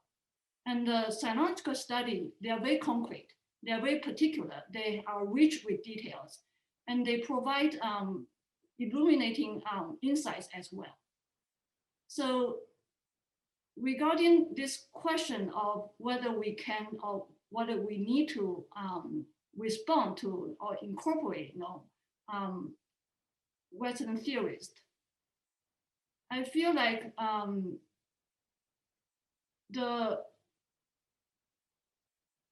one hand, theories are not superior. So, however, in the case of spatiality, spatiality is really a universal human condition. It's also historically concrete and specific. So in this regard, I feel like connections are there, and making connection to theories is actually necessary and beneficial. So by making connection to theories, we can actually, that allows us to think about the Chinese cases more broadly at a level that's, that can link our thinking to studies of other cultures and also study of more abstract, human conditions. So I feel like, the Western theories can provide broader visions, allow us to move beyond disciplinary boundaries. At the same time, we can also participate in this kind of scholarly discourse beyond our, our field.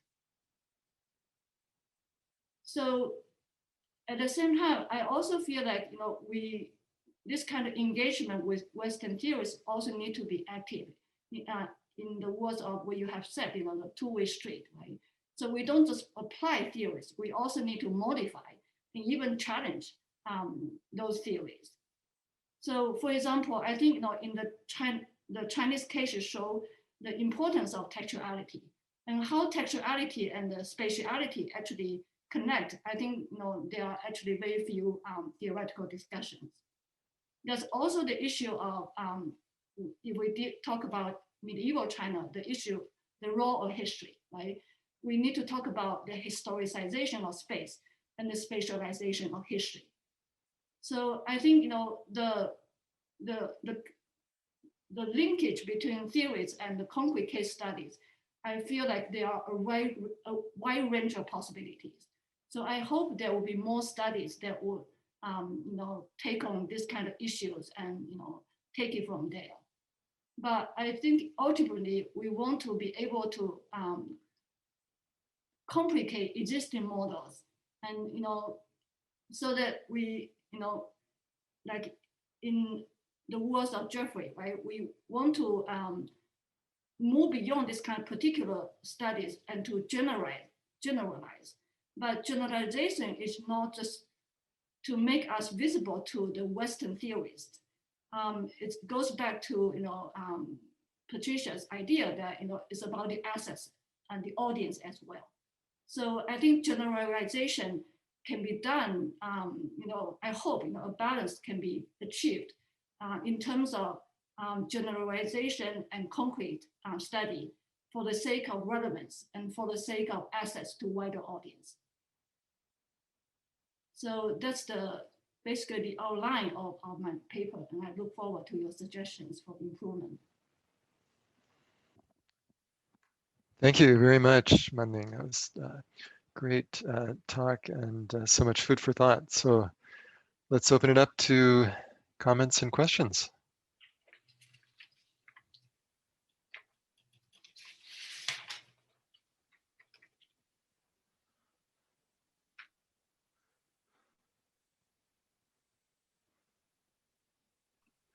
Yes, Jeff. So Manling, thank you very much.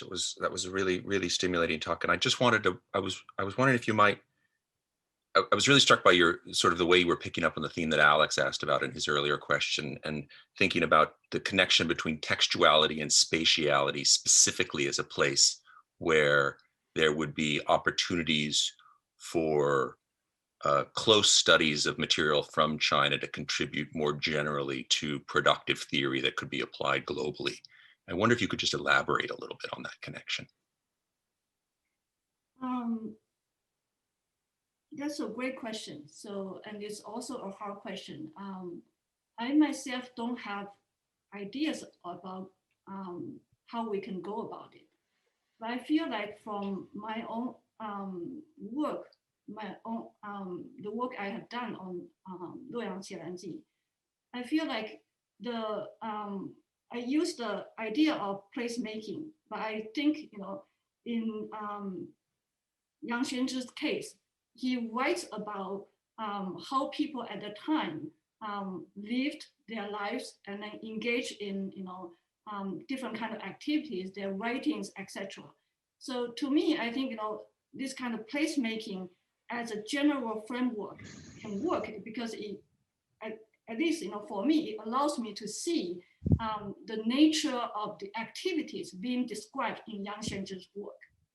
But at the same time, I feel like I have to always bear in mind that Yang Xuanzhi's memoir, his portrayal of the space, is a representation. And so that allows me to see that actually Yang Xuanzhi, what he's doing is actually representing the placemaking activities of Luoyang residents. So that's one level. Another level is that Yang Xuanzhi's own work itself is a placemaking.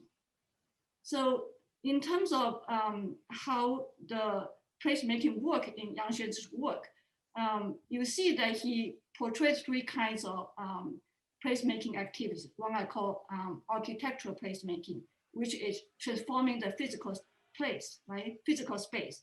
So it was like what the kings and aristocratic officials have done in the story. They build temples to show off their power, right?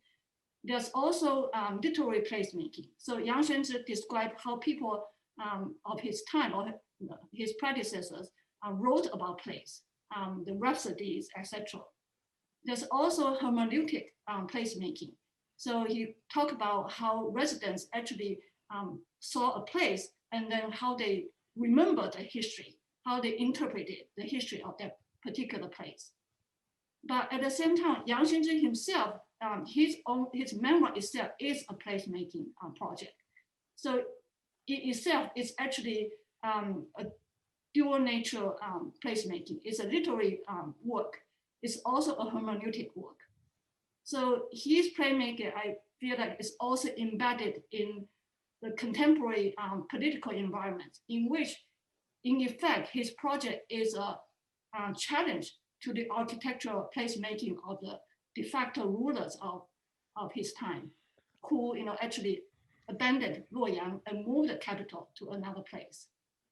So I feel like textuality in the Chinese tradition is extremely rich and nuanced and sophisticated.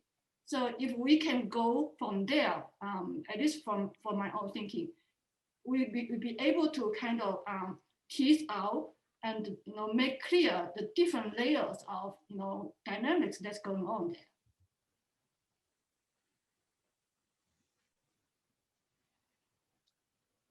Thanks. Other questions? Christopher. Thanks so much. That was really interesting, and I enjoyed the paper as well. You touch on Buddhism a bit in the paper, and it shows up at the end there. And I was wondering if you had any plans to do anything more with Buddhist ideas on visuality and sort of visualization exercises and practices, if that's going to play any role. I'm not saying it ought to. I don't know. But I was wondering if that was something that you had thought of as another kind of theoretical construct. That's an excellent comment. I definitely will look into that. I haven't, at this point, I only wrote this article on 洛阳前南记, but I feel like it's a work that is so rich. Definitely, I hope I will be able to go back to that project and do something more. And I definitely will keep in mind your suggestion, the kind of Buddhist, on the Buddhist side, the visualization, etc. So thank you, Chris. Thanks.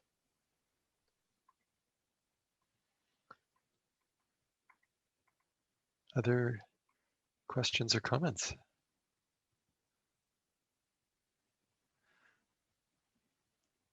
Okay, well, thank you so much, Manling. That was a great introduction. Yes, your paper is very rich, and I'm looking forward. I hope that you can, you mentioned Li Daoyuan briefly as a kind of precursor. I'm hoping you'll explore that element a little bit more in the paper too, because that is such an important text for the later tradition. Not that, Luoyan Tianqi wasn't, but Shui Jingzhu just, it became an obsession, right, by the 18th century and long before then as well. Well, Martin, yes, please, Martin, go ahead. Sorry, I forgot to raise my hand earlier.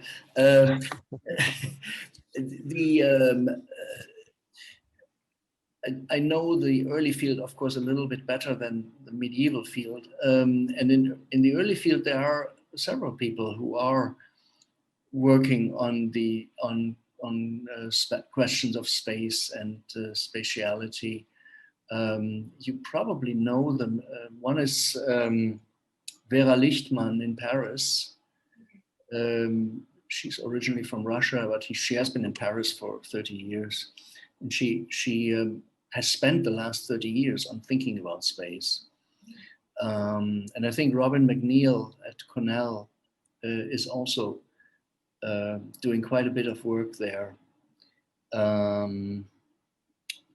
Yeah, I would start with these two for the early period, but maybe you already know them. So that's all, just as a tiny little comment. Thank you. Thank you so much, Martin, for the suggestion. If I can expand the paper to be about early and earlier period and medieval period, then definitely. So I feel kind of regretful that given I thought a paper would be about like 30 pages long. So like practically, how much can I cover? So I chose to say that I will limit myself to the medieval China studies field. But definitely, I think your suggestions are wonderful. Right. No, I didn't mean to suggest that you should go into the early, simply because there are already people doing that. So, but maybe some of their ideas turn out to be useful. I have no idea. Okay, sounds good. Yeah, definitely. For this article, definitely. And also for my own, especially, it will be useful for my own work on Luoyang Qianji. So I really appreciate it. Thanks. And Michael, thanks for coming to the event today. I think you're still muted. Okay. Jeff's question raised a further issue about Martin's initial question about, well, so I don't know, the point of this entire project at the moment is to reflect on the use of Western theory in the study of pre-modern China. And so then I started thinking about, like, for example, Michael Boxendahl and the understandings of space and spatiality that you have in Renaissance Europe, and then sort of all the and then thinking about, well, the sort of notions of space that you have in Buddhist practice is wildly different. So the question then is, are there points at which Western theorizing about space and spatiality drags along with it certain types of commitments that actually don't work very well in China, and gives China, or sort of Chinese scholars of China, the opportunity for gentle critique? Michael? Michael, that's an excellent comment. And I think, you know, in my article, I point out that many of the Western theorists, they are really interested in kind of dissecting this kind of essential nature of spatiality in order to make changes in the contemporary world. So they have a very clearly articulated political agenda. And I think, you know, you are right that they have their own interest agenda, maybe biases as well. But my own approach to theory is that it's more pragmatic. I feel that theory actually provides a starting point from which, you know, I can look at the Chinese text in new ways. But the discussion, the analysis itself has to be based on the Chinese text. So my idea, you know, theoretical engagement is that we draw from the Chinese textual details, dynamics, insights that can allow us to step back and then speak back to the Western theories.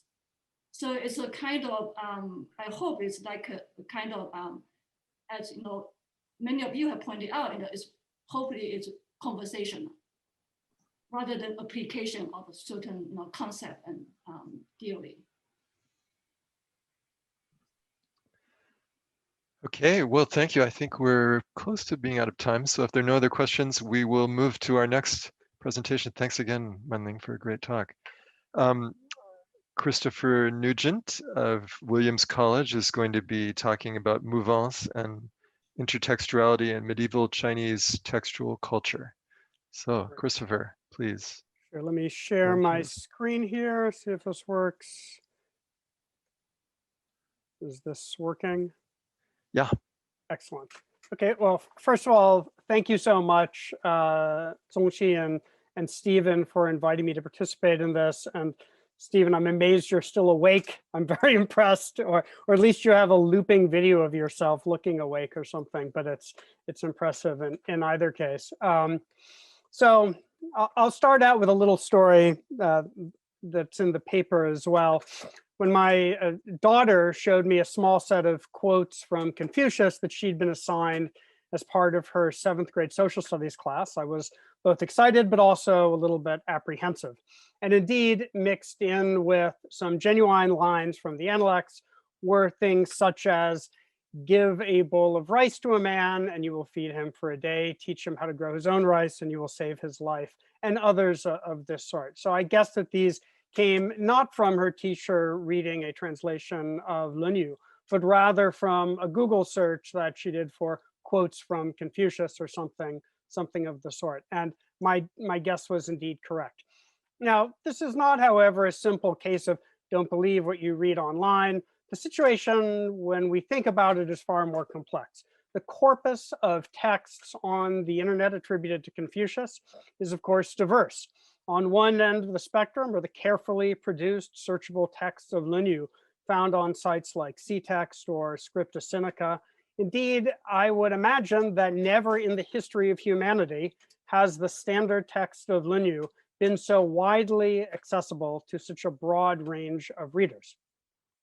At the other end of the spectrum, there are innumerable sites like those accessed by my daughter's student teacher that attach the name Confucius to a range of pithy sayings.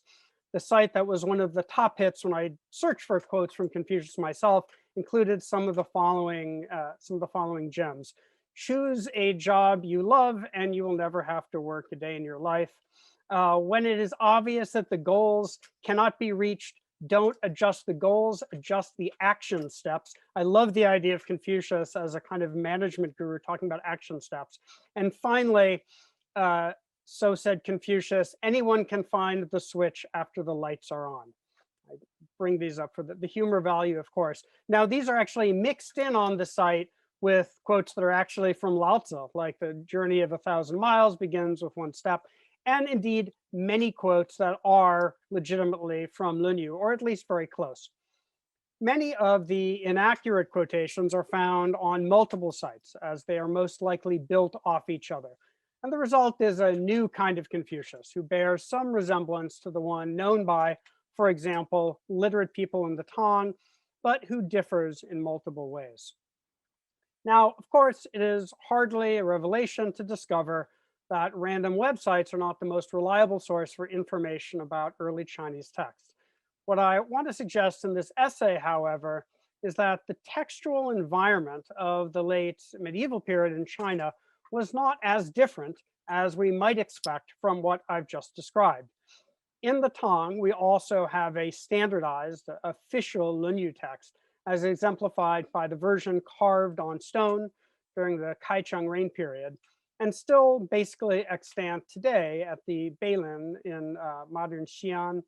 Lunyu circulated in many other forms during the medieval period as well, including, of course, innumerable hand-copied manuscripts produced with vastly differing degrees of care, and even, of course, the memorized texts in the minds of the many, most often men, who set all or part of it to memory as part of their early education, and in some cases as part of preparation for the Jinshi and Mingjing civil service examinations. Those texts, if we can call them that, of Lunyu, were no doubt quite fluid, as memories usually fade and change much faster than does inscribed stone. Finally, Lunyu circulated not only as a full work, but as parts excerpted by other works, including such imperially sponsored compilations as Yuan Leiju and the Chu Xueji, and of course, many smaller scale florilegium, such as my focus here, the Xinji Wenzi Jiujing Chao, the new compilation of phrases excerpted from the 9 classics, a work that has survived to the present only among the documents discovered at Dunhuang, but in multiple copies there. My larger argument here is that by shifting our gaze away from the classics as they functioned in the context of official, educational, and exam culture in the Tang, we not only get a different perspective on the classics, but we may, to a meaningful extent, get different classics.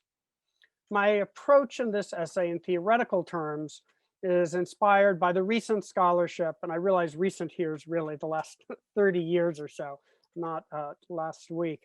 The recent scholarship on medieval European literature that has come to be called the New Medievalism.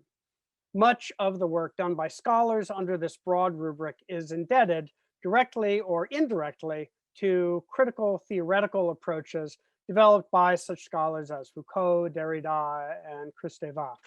In particular, the insights of these writers on systems of authority have proven generative of new approaches towards medieval textual authority specifically. Let me move to a new slide. These are just some images of the manuscript that I'm mostly working on with the Jiujing Chao. So Elizabeth Bryan, who finds Derridian approaches transfer fruitfully to her study of medieval literature, writes as follows: if we wish to understand attitudes about textual authority in a different system, like medieval scribal culture, we must acknowledge that a different system may lack the assumptions that textual authority resides in a single author, and that only one version, the first or the last one, could be authoritative. I take a similar approach to this in my own essay. I'm not arguing that medieval Chinese literary culture lacked the notion that authority resided in one version of a work.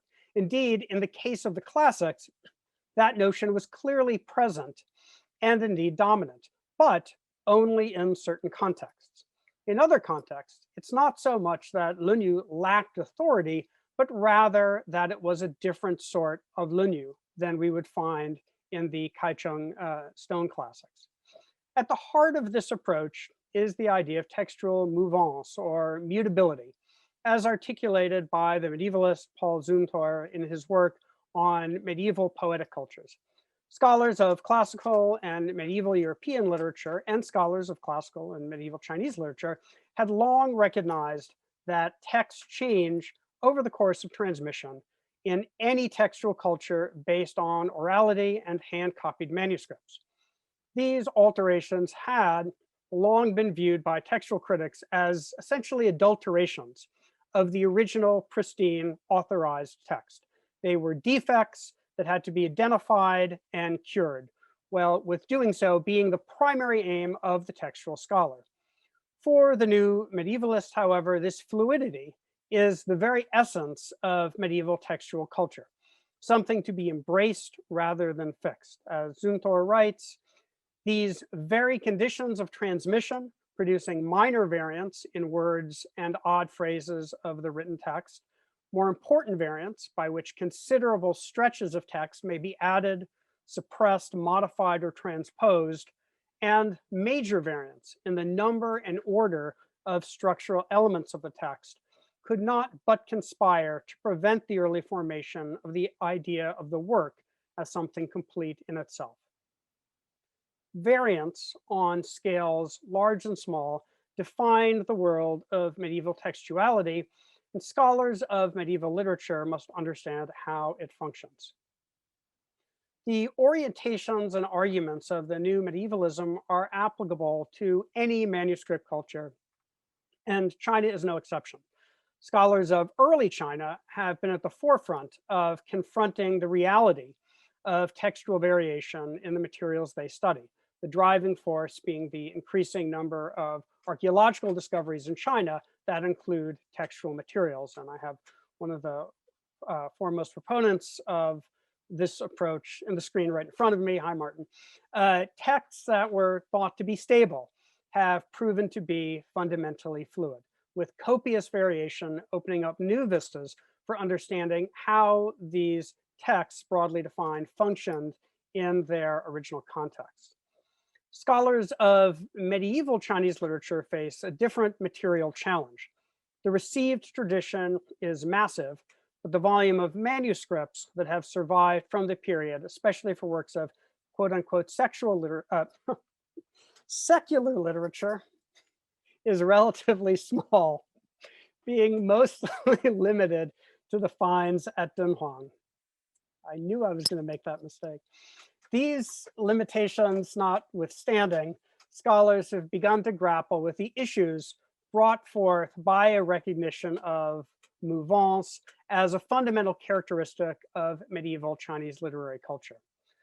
My fuller essay takes this idea of mouvance and looks at how, in Zunthor's words, stretches of text may be added, suppressed, modified, or transposed in the specific case of a small number of classical texts as they existed in a particular context, medieval florilegium discovered at Dunhuang.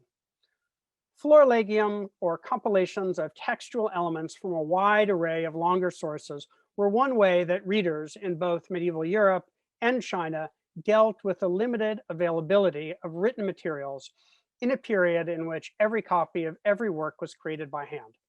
Such works would later be classified by bibliographers as a type of leishu, or writings arranged by category.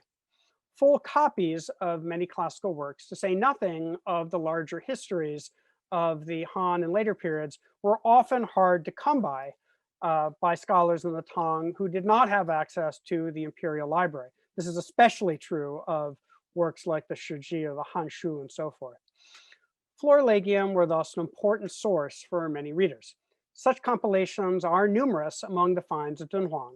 A limited list would include such titles as Zachao, miscellaneous excerpts, also known by other titles, Tuyuan Cefu, the Wenci Jiaolian, and the focus of my current essay, the Xinji Wenci Jiujingchao.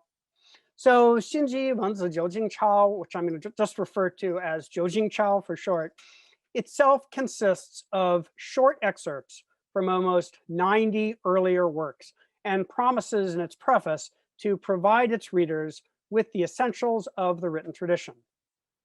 Though entirely unknown in the later bibliographic tradition, it appears to have enjoyed some popularity in its day, surviving in at least 16 partial copies from Dunhuang. 3 of these can be combined to constitute what is likely a full text of the work. Its author is unknown, its compiler, as is the original date of compilation. The scholar Zheng Atzai gives a likely range of around 755 to 883. the latter date being a terminus because it's the year given for copying in the colophon of one of the manuscripts themselves. So in the brief presentation today, I'm going to simply give a few examples of attributions to Lunyu in particular. In the longer essay, I also look briefly at Shangshu and the Xiaojing. So Zhou Chao includes 36 entries that it explicitly attributes to Lunyu. It has far more that it attributes more generally to Confucius, but I'm just talking about Lunyu today. Of these 36 entries, only 11, or about 30%, are identical or near identical to passages that are actually in the Kaicheng Lunyu text. And even many of these entries that I'm counting as essentially identical exhibit variation on a level that would be meaningful for a full textual critical comparison of the two texts. So on the level of the word, there's still a fair amount of variation there. I'm not counting them as variation for my purposes here. So let's move on to some specific examples. And here we go. Additions to the original Lunyu text are common in Zhou Chao entries. These additions typically fit well in thematic terms with the excerpt to which they're added. So for example, entry number 318 in the Zhou Chao reads as follows.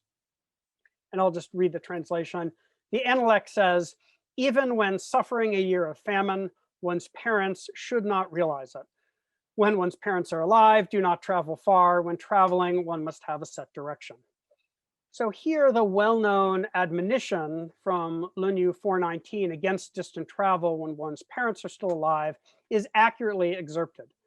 The claim that one's parents should be shielded from even awareness of facing famine, presumably by keeping them well-fed by surreptitiously foregoing food oneself, is not found anywhere in the official Lunyu text. The match, however, is a seamless one in thematic terms. Now, some entries in the Zhou Chao combine near direct quotations from Lunyu with vaguer paraphrases of themes also in that work, with wording that may in fact have come from later text. So entry 310 reads, the Analect says, if he himself is proper, his will be carried out without issuing commands. If he himself is not proper, even if he commands it, people will not obey. Those above transform those below like the wind blowing down grass. The first four phrases here are a near exact match with Lunyu 13.6. Not exact, but quite close. The last two phrases do not appear anywhere in the Kaicheng Lunyu text. They do, however, capture the meaning of the well-known passage from Lunyu 12:19. The moral power, the de of the gentleman is the wind. The moral power of the lesser man is the grass. When the wind is on the grass, it surely will bend. The previous part of that same Lunyu entry, 12:19, like 13.6, focuses on how the proper behavior and moral attitude of those in power can guide those below without the need for punitive regulations. The Zhou Chao entry thus gives the impression of coherence and thematic fit with Lunyu, even though it adds a substantial additional text that's not found in that work. Here we have a colorful and complicated slide. This practice of combining phrases from very different parts of Lunyu into a single entry is found throughout Zhou Chao. Entry number 204, one of the longest in all of Zhou Chao, is also the full example of this compilation practice of conjoining these disparate passages from Lunyu into what's presented as a single entry. So this full entry in Zhou Chao reads as follows. The Analect says, if you are magnanimous, then you will treat the masses with moral power. If you are diligent, then you will have accomplishments.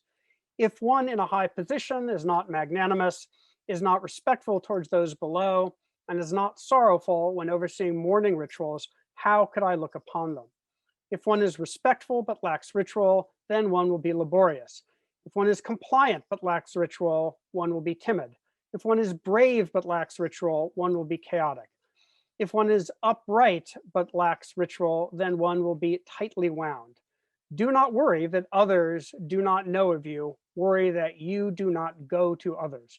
Do not worry that you lack position, worry about yourself being established. So I've translated the text here exactly as it's written in the Zhou Chao itself. So rather than correct things that might seem to us like obvious errors, like the particle zhi, functioning as the verb to go, perhaps clearly being a mistake for zhi to know. But I think it's best to deal with the text as it's written here. So some of these small variations notwithstanding, all of the text in this entry is indeed basically from Linyu. Careful examination, however, shows that the entry is made up of small parts from 5 completely different passages from that work. The compiler excerpts and stitches together parts of Linyu to create an entry that, while entirely new as a single passage, reads smoothly and coherently. So consider the first section, which I've put in red here, both in the original Zhou Chao passage and then where it comes from in the Analects. If you are magnanimous, then you will treat the masses with moral power. If you are diligent, then you will have accomplishments. These phrases are taken from Linyu 17.6, though they are not contiguous in that passage itself. The full quotation in which they appear reads as follows: reverence, magnanimity, trustworthiness, diligence, and kindness. If you are reverent, then you will have no regrets. If you are magnanimous, then you will gain the masses. If you are trustworthy, then your people will put their trust in you. If you are diligent, then you will have accomplishments. If you are kind, then this will be enough to employ the people. The only difference between the Zhou Chao text and the excerpted phrase is the use of de, dao de, moral power, rather than de, to obtain, as it is in the Analects. It's not clear why the compiler in this case picked out only these 2 phrases from the rest in just that one entry in Linyu, but this is something he does with some frequency. So I'm not going to go over all the rest of this passage because of limited time, but you can see the passages here with their original location in Linyu. This entry, 204, may be an extreme example, but it is also an impressive one. The passage flows smoothly from one topic to another, making use of similar structures and thematic commonalities to join the different excerpts together. Rhetorical structures such as if X or not X, then Y, or do not X, instead do Y, run through the entry. In short, though the parts of the entry were not together in Linyu, they give the reader the impression they surely could have been. So to close this discussion of Linyu and Zhou Chao, it's important to note that 36 of these 36 entries attributed to Linyu, there are 5 that do not appear in any form in the official version of that work. These are not paraphrases or rearrangements. They're closer to the spurious quotes of Confucius on the internet. And here's just one example. Some of these have an aphoristic quality, such as entry 288. The Analect says, if it does not accord with principle with Li, it would be better not to speak. When medicine does not ward off illness, it can instead do harm to one's life. When speech does not accord with principle, it can instead do harm to one's person. No part of this entry appears anywhere in Linyu, though it gives the feeling that it would not be out of place in that work.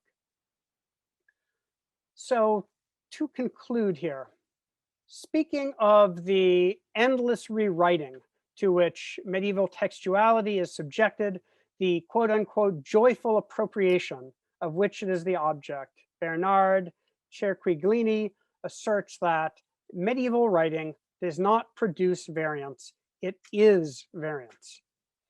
And while our sources are limited, there is every indication that this notion holds as true for the textual world of medieval China as it does for that of medieval Europe.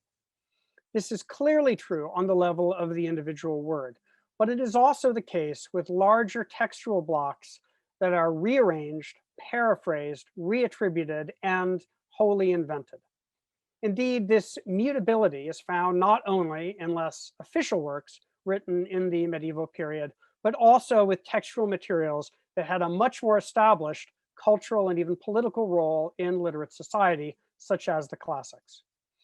The available sources show a broad range of textual relationships with the classics among the literary elite. On one hand is the institutional desire for exactitude and uniformity. This is the impetus behind inscribing definitive texts of the classics on stone and promulgating them as the official versions. Connected to this are testing mechanisms such as the Tiejing, the paste over the classics, which demand perfect memorization, demonstrated by exact replication of portions of the official texts. Such mechanisms both depend on and support the concept of a stable and unchanging text. In Jiujingqiao, Wense Jiaolin, and similar Florilegium, on the other hand, we see a very different relationship with the texts of the classics. They were clearly still revered, but the precise wording, and in many cases, even accuracy of attribution, were not the primary values of compilers of these works and of their readers. Moreover, it may well be the case that this relationship with the classics was much more common than the precisely defined one represented by the exam and the stone inscriptions. Most literate people in the Tang would never take the Jinshi or the Mingjing exams. Most of them would have been expected to know something of the classics. Thinking of Lunyu in particular, we can postulate an almost endless array of Lunyu. The official text found in the Kaicheng Shijing that would serve as the basis for exams. The many copies that circulated and exhibited the typical variation we find in any manuscript culture, and the Lunyu textual material that circulated in compilations such as Jiujingqiao and others. Though these were incomplete on the one hand and included substantial material that was not part of the official Lunyu text, they likely enjoyed a substantial audience. One might go as far as to argue that a composite Lunyu made up of such material would constitute not just a different text of the work Lunyu, but even a different work, even if it was also called Lunyu. The risk of falling into some version of the Sorites paradox notwithstanding, there may be a point at which Lunyu is no longer Lunyu. In terms of our approach to medieval Chinese literature broadly conceived, this textual reality and the new medievalism approach to it potentially impacts, among other aspects, our understanding of intertextuality. Roland Barthes builds his notion of intertextuality with the word text in both French and English, calling up its original associations of a tissue woven together. His idea of text as woven entirely from citations, references, echoes, cultural languages, antecedent or contemporary, as he puts it, fits medieval Chinese literary production on multiple levels. As those in the field know, the search for citations, references, and echoes make up a substantial percentage of scholarship. But Barthes warns us that this search may be misguided, arguing that the intertextual itself, being the text between of another text, is not to be confused with some origin of the text. To try to find the sources, the influences of a work is to fall in, as he puts it, with the myth of filiation. The fluidity of Lunyu textual material in the medieval period, and likely all others, brings the problematic aspect of this search for origins into sharp relief.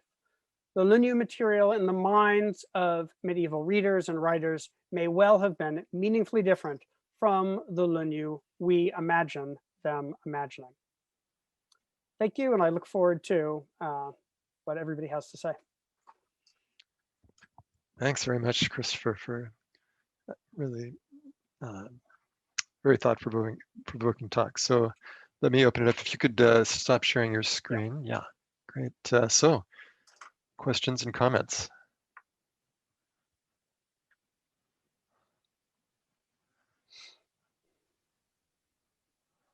Hi, Chris. I think that's a really stimulating talk. So I really enjoyed it.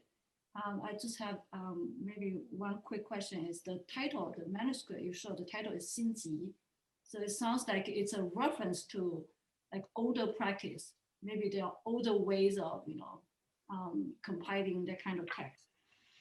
I wonder whether you can say a bit more. I know you have worked on Yuan. So do you see any connection between this kind of manuscript compilation and the larger compilation such as Yuan?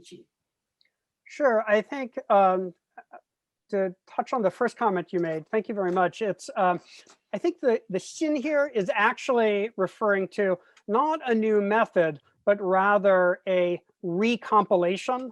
A lot of these things are reworked over and over again. And so I think, though we don't have definitive proof of it, that there was a 文字九经抄, and that this is a 新集文字九经抄. So it's being redone.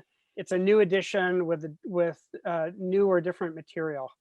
And that actually fits in well with the question of things like Yuan Leiju and Chu Xueji. I think that there's not a substantial difference in kind between a compilation like Yuan Leiju and Zhou Jingchao. They are functioning with a similar kind of impetus.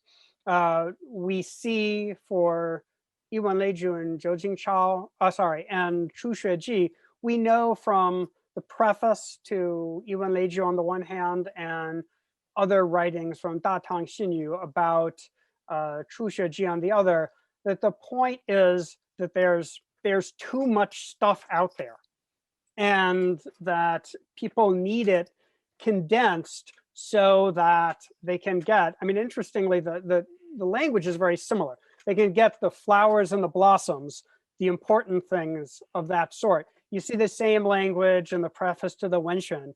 You see it in the Jin Lozi preface and all sorts of other places. That language of flowers is, of course, the same as Florilegium, the gathering of flowers. And so on the one hand, you need to have an abridged version of this material because there's too much of it. And then the irony here is this, excessive amount of material is combined with a certain material paucity, material in the physical sense. It's hard for people to get texts. There's a lot of stuff they have to know, but you have Su Shi writing in an essay about talking to older scholars who were alive in the previous period, and they're telling him that they found it almost impossible to find a full copy of Shiji or Hanshu. And he's contrasting this with his own age when, because of the spread of woodblock printing, so much more is available. So this impetus to get people access to materials and to narrow down the amount of material, I think, is functioning both in a larger imperial compilation like Yuan Leiju and in a smaller one like Zhou Jingchao. The other commonality between those two is that they build on previous texts. So Chu Xueji clearly just steals a ton of stuff from Yuan Leiju. And if you look at the way larger pieces are excerpted in Yuan Leiju, it's copied entirely by Chu Xueji later. So something like the Yue Fu, the Fu on the moon, only parts of it, like chunks of it, show up in Yuan Leiju. And then when Chu Xueji quotes it, it does the exact same parts. So it's very clear that they're just using that as their beginning. So I think there are a lot of commonalities here. Also, Yuan Leiju and Chu Xueji quote incorrectly all the time, though they're pretty good with something like Linyu, and in part because of the resources they have at hand. Thanks. Thanks. Alex, you're next. Yeah, this is a very interesting paper. You mentioned just now the function of selectivity and reducing the amount of material that's there. And when I was looking at the example that you gave, and I don't know how typical this would be of the work as a whole, but what came to my mind was not just the question of selectivity, but also kind of reordering in a thematic sense. It almost seemed to me like this is the person who's compiling this is kind of like a scholar today writing about, say, Confucius's view of Ren. And then we have to go back into the Linyu and we say, well, we're going to pick this out and we're going to pick that out. And we're going to put it in the order that we want it to be in. Because if we just go according to the Linyu order, it doesn't advance the thesis that we're trying to advance. And so I wondered to what extent that kind of systematization or thematization is an important aspect of these works. Yeah, that unquestionably comes into play. It depends on how the individual work is organized. So Zhou is somewhat chaotic. So it has thematic sections. So they'll have a bunch of sections from different things about Zhen or about Xiao together.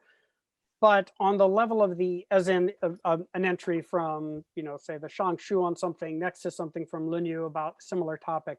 But I think your point is very well taken for some of these longer entries. It brings together things that are on a similar topic. And I think part of the impetus for that is a mnemonic impetus, that it's easier to remember a set of lines that are connected this way.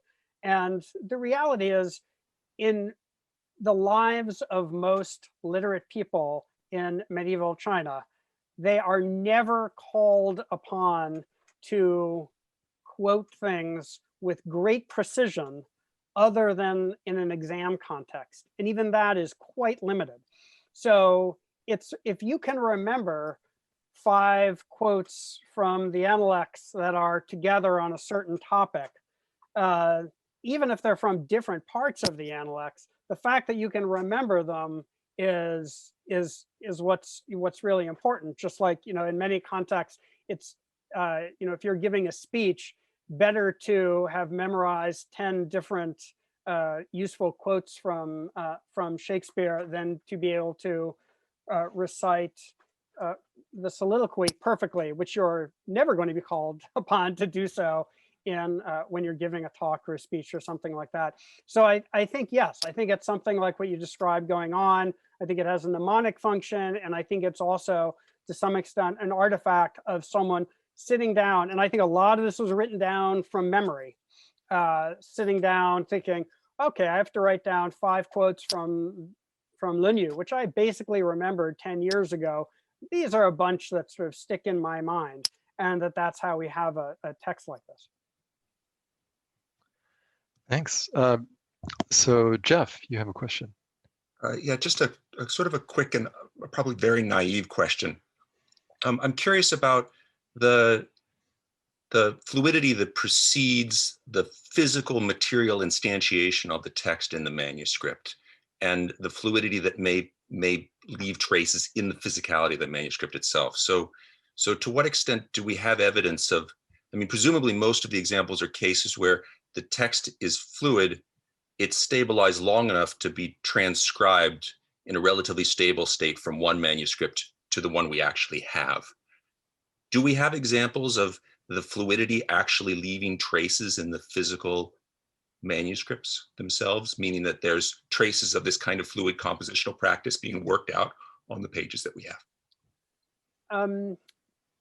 Let me just, so by text, by text, do you mean document here? So do you mean the physical piece of paper? Okay. I'm talking about the physical the document. Okay. Right.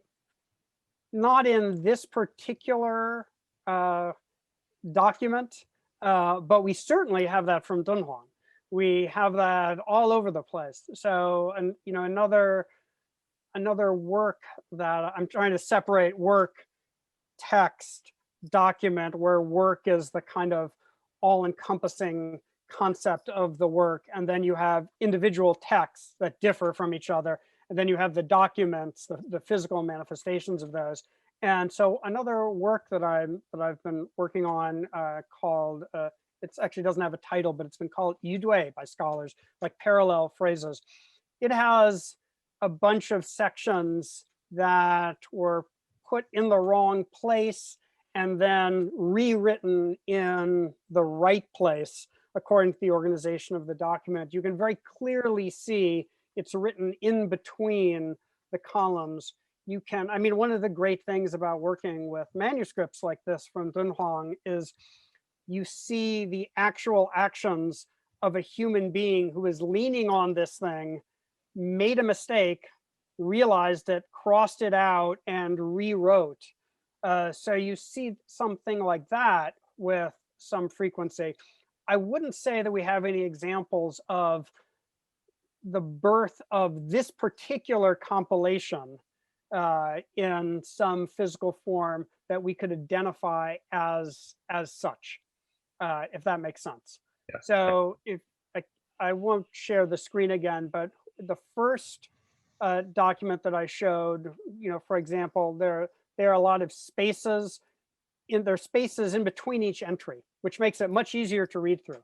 The second set of documents I showed, it's just continuous text with no spaces. It goes way over the margins. It seems pretty clearly like someone just copying something out for their own use, not that they were going to have anybody else read or anything like that. So does that basically get to what you're asking? Yeah, thank you. That was exactly what I was curious about. Okay, well, thank you so much, Christopher, for a great talk. Thank you all too. We still have 40 people here, which is amazing after 6 hours. And we have, last but not least, Alex DeForge of UMass Boston. And it's amazing. I didn't really plan it this way, but I think your talks fit each other very well in terms of this idea of creative textual reworking. So Alex's talk is inward turns then and now. So Alex, you're up. Yeah, I'd like to begin by thanking Steve and Zong-qi for putting together this very interesting conference and for including me. The paper that I'm presenting today stems from a kind of interesting experience that I had last fall of reading proofs for a chapter on the involutionary nature of parallel prose in the eight-legged essay, as the word 内卷 or involution was blowing up on social media in China. And this paper is basically my attempt to work with those two realities. So the term involution or 内卷 has enjoyed a certain vogue for decades in sinological circles as a characterization of economic development in early modern China. More recently, it has seen unprecedented popularity in Chinese language social media as a means to describe and explain the specific lived experience of individuals, especially younger individuals, in the early 21st century. And whether this term is used to critique processes of agricultural development, the intensification of the modern bureaucratic state, the use of qualifying examinations that do not relate in substantive ways to the positions that individuals are being chosen for, or the excessive focus on GPA as an indicator of intellectual ability, in each of these cases, involution, 内卷, constitutes a judgment on the productivity of labor and resources invested, and is a critical assessment of the mismatch between ends aimed at and the means chosen to achieve those ends. In the words of Clifford Geertz, who initiated the use of involution in the anthropological context, it is an ultimately self-defeating process. But these uses of involution connect with a tradition of locating China outside the general flow of world history. From the Asiatic mode of production to hydraulic civilization to the tributary mode of production, the unusual dominance of the state form itself as mode of production is a regular theme. More recent disputes about the nature and causes of a great divergence between Western Europe and China in the 19th century, although less preoccupied with the state itself, have continued to frame this question in terms of a contrast between involution on the one hand and development on the other. Similarly, the dramatic surge in online usage of 内卷 over the course of the last year has often tied this term to discourses of Chinese uniqueness, 中国特色, or at the very least distinctiveness.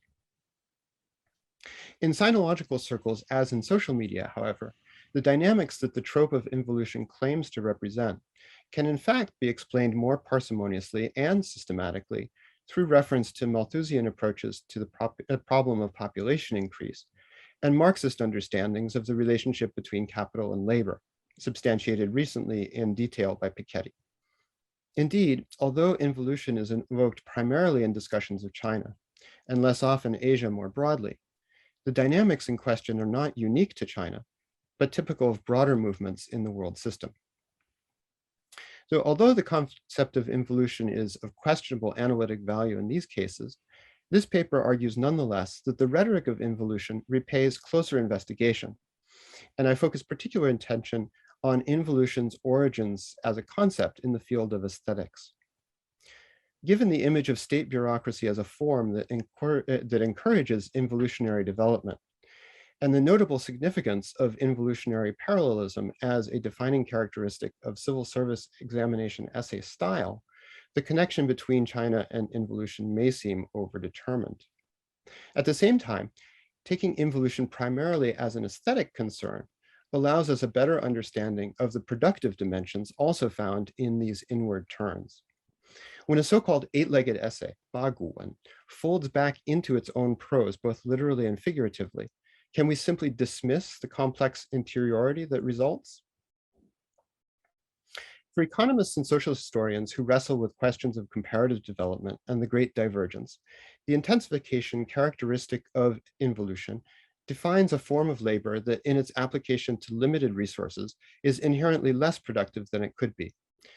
Geertz writes in Agricultural Involution of farmers in Java, quote, driving their terraces and in fact all their agricultural resources harder by working them more carefully, unquote.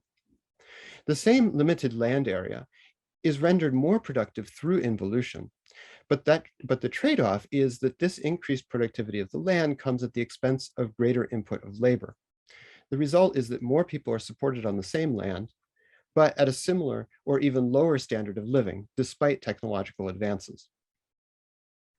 It is intriguing that Geertz draws this term, which would become so important in 20th century histories of Asian socioeconomic development, not from the work of economists or sociologists, but rather from an essay by Alexander Goldenweiser on the nature of decoration and adornment in the, quote, primitive, unquote, work of art. And I'll quote from Goldenweiser here. There are instances where pattern merely sets a limit, within which further change is permitted if not invited. The pattern precludes the use of another unit or units, but it is not inimical to play within the unit or units.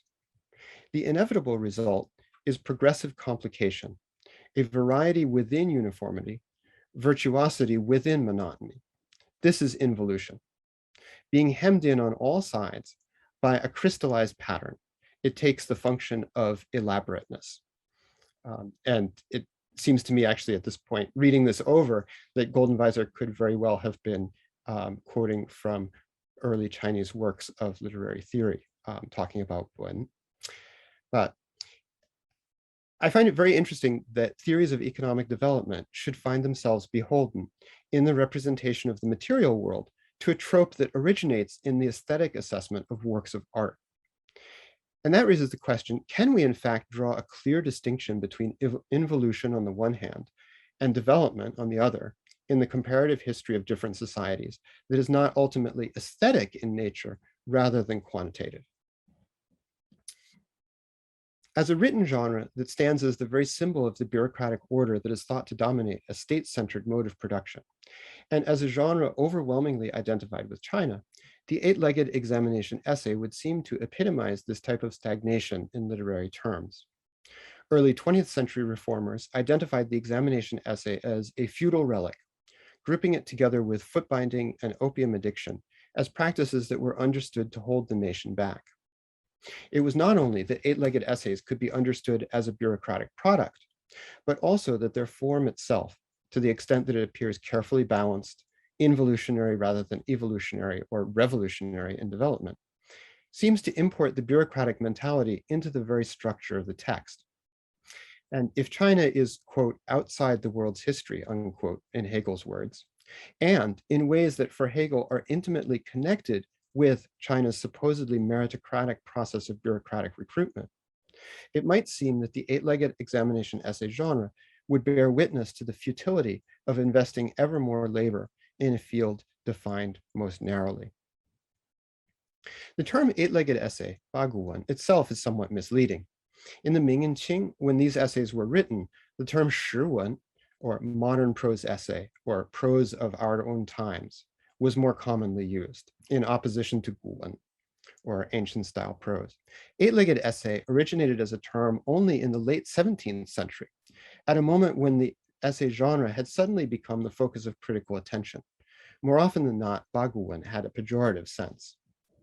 But although many essays did not have 8 legs, and some were not even constructed in parallel form, this name for the essay does serve as a useful indicator of how important the trope of parallelism would become to general perceptions of the genre. The highly symmetrical parallelism seen in certain parts of some essays was contrasted not only against vernacular prose or baihua wenxue, but also against the classical or quote-unquote archaic prose, guwen, popular in the Ming and Qing, which was thought to progress in one direction rather than doubling back, in order to make its point in straightforward and economical fashion. Even when viewed strictly from a formal perspective, however, these essays were more complicated than their reputation would suggest. The careful author could work to fold parallel lines back on themselves to yield a textual structure in which the question, is this section parallel, has a different answer depending on what level the reader is focusing on. There are sections of the text that seem not to be parallel, only to turn out to have a parallel later in the reading process. There are other sections that seem at first to be parallel, but themselves turn out not to have a parallel match when it would be later expected to appear. I refer to this inward folding and intensified complexity, this play of repetition and variation, as involutionary parallelism.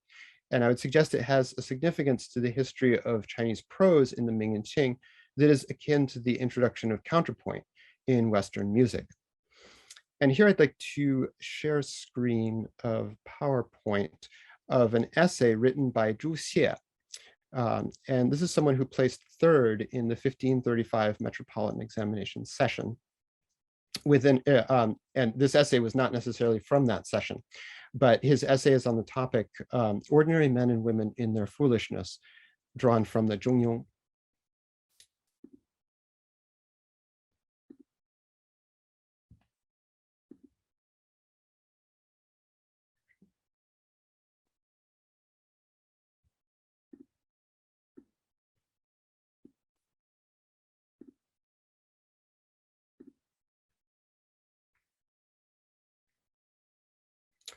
Okay, so here we have the essay more or less as it would have been seen by an examiner, without, of course, the name of the author and the title, unpunctuated in a single block of text. The topic, 夫妇之余. And as we look at this, the kind of first thing that probably jumps out at us is very interestingly, the use of 良知, a term popularized by Wang Yangming that we may not have expected to see in an examination essay already in the 1520s or the 1530s, particularly in an examination essay written by someone who's going to go on to score very highly and win his 进士. But I don't want to focus on that for right now. I want to look instead at the form of the essay, and particularly the part of the essay that's highlighted here in blue. And so if we begin reading at this point, this is where the parallel aspects of the essay begin to manifest themselves. We begin reading with 见天下之道存而知. Here we're getting a fairly straightforward prose that seems very much like guwen or classical prose. We don't start to encounter evident parallelism until we get to the phrase 和色和履之地, which then is marked, it gets its own parallel with 不始不知之中, right? So here we have a brief parallel section that jumps out to us as we're reading it, set off against what seems to be at first more straightforward archaic or classical prose. Then if we continue on, after another brief break of straightforward prose, we end up with this 愿尽意计 and 古今一时, right? Contrasting things that are close and far geographically and times that are near and distant in history, right? So here it looks as though what we're getting is a sequence of parallel sections interspersed in straightforward classical prose. We keep going and we get a little bit more of this. Now, the interesting thing that happens with this essay, as with many other essays written during this period, is that when we reach the midpoint of the essay, and this is highlighted in green, and we find the words 体天下之道从乎行, and that throws us back to the very beginning of the essay. 见天下之道从乎知. And we realize, okay, the parallelism is not just going to be in these small parts of the text, but it will be in the larger parts of the text as well. And at this point, we may already be kind of like throwing our minds forward and thinking, maybe the whole rest of the essay is going to match the first half in this parallel fashion. So here's what happens as we move forward. The green sections in the second half are parallel matches for the green sections in the first half. But we run into a problem with the yellow sections. So 和色和履之地, that section, which is marked in brown at the beginning of the essay, is parallel in and of itself. But when we get to the second half of the essay, we get another parallel section, but it does not correspond to that first parallel section, right? Those two sections are not parallel across the halves of the essay.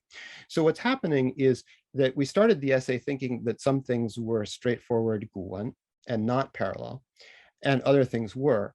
And then by the time we reach the middle of the essay, we're realizing that you can flip it around, and the things that were not parallel previously now are parallel, whereas the things that we had been counting on as touchstones of parallelism are not getting a match in the second half. And then just to make life even a little bit more interesting, Zhu Xie throws in a brief section marked in purple, which is a parallel match on its own terms, and then also matches across from the first half of the essay to the second half of the essay. So my aim here is just to give a sense of the complexity that's going on and the way in which the essay shifts in its parallelism as you are reading it, right? So I will stop sharing at this point.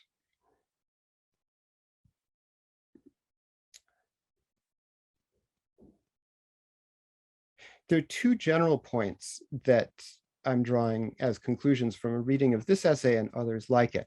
And the first is that parallelism in this literary genre is not so much an inherent quality of the text that's necessarily easily recognizable, as it is a product of writers' and readers' labor. And it's a product of the temporally situating reading process and a particular point of view in time. So what is or is not parallel in the essay depends on where you are in the essay when you're asked. So to consider only one's judgment after having finished the essay, without taking into account the provisional assessments that you formed along the way, held for a period of time, and then possibly discarded, would be to fall into the same mistake that Michel de Certeau critiques in Analyses of Pedestrian Routes in the City. And these analyses of the routes, quote, transform action into legibility, but in doing so cause a way of being in the world to be forgotten. And this is often the case when we see modern reprint versions of eight-legged essays in which the parallels are nicely indented in paragraph form so that you can see just at a glance, okay, this is where the parallelism is. As examiners or as students in the Ming and Qing, we would have instead been confronted with a block of text that we had to wrestle with. And the second point, which is the corollary, the labor invested in this process is significant. It's hard work to write essays like this. It's hard work to read essays like this. My choice of involution as a trope for this mode of essay production refers, in fact, not only to the concrete arrangement of words on the page, but ultimately to a broader social paradigm proposed to explain the dynamics of labor and economic change across a wide span of the early modern world. So with these perspectives in place, let's return to the socioeconomic. Early in this century, there was a famous debate in the pages of the Journal of Asian Studies over the extent to which development in early modern Europe and China diverged. To put it simply, Philip Huang maintained that the early modern Yangtze Delta saw involution rather than development, differing in this regard from Western Europe. Kenneth Pomerantz, in contrast, saw both characteristics manifesting at different points in time and in different spheres, both in Western Europe and in the Yangtze Delta. One of the key points to note is that at certain moments, the two scholars cannot even come to agreement on whether a given data set is evidence of involution or of positive development. And as Dietrich Wohlrath has persuasively argued, introducing involution as an explanatory term, in fact, does not add anything of significance to Malthus's familiar analysis of the relationship between population size, living standards, and population growth.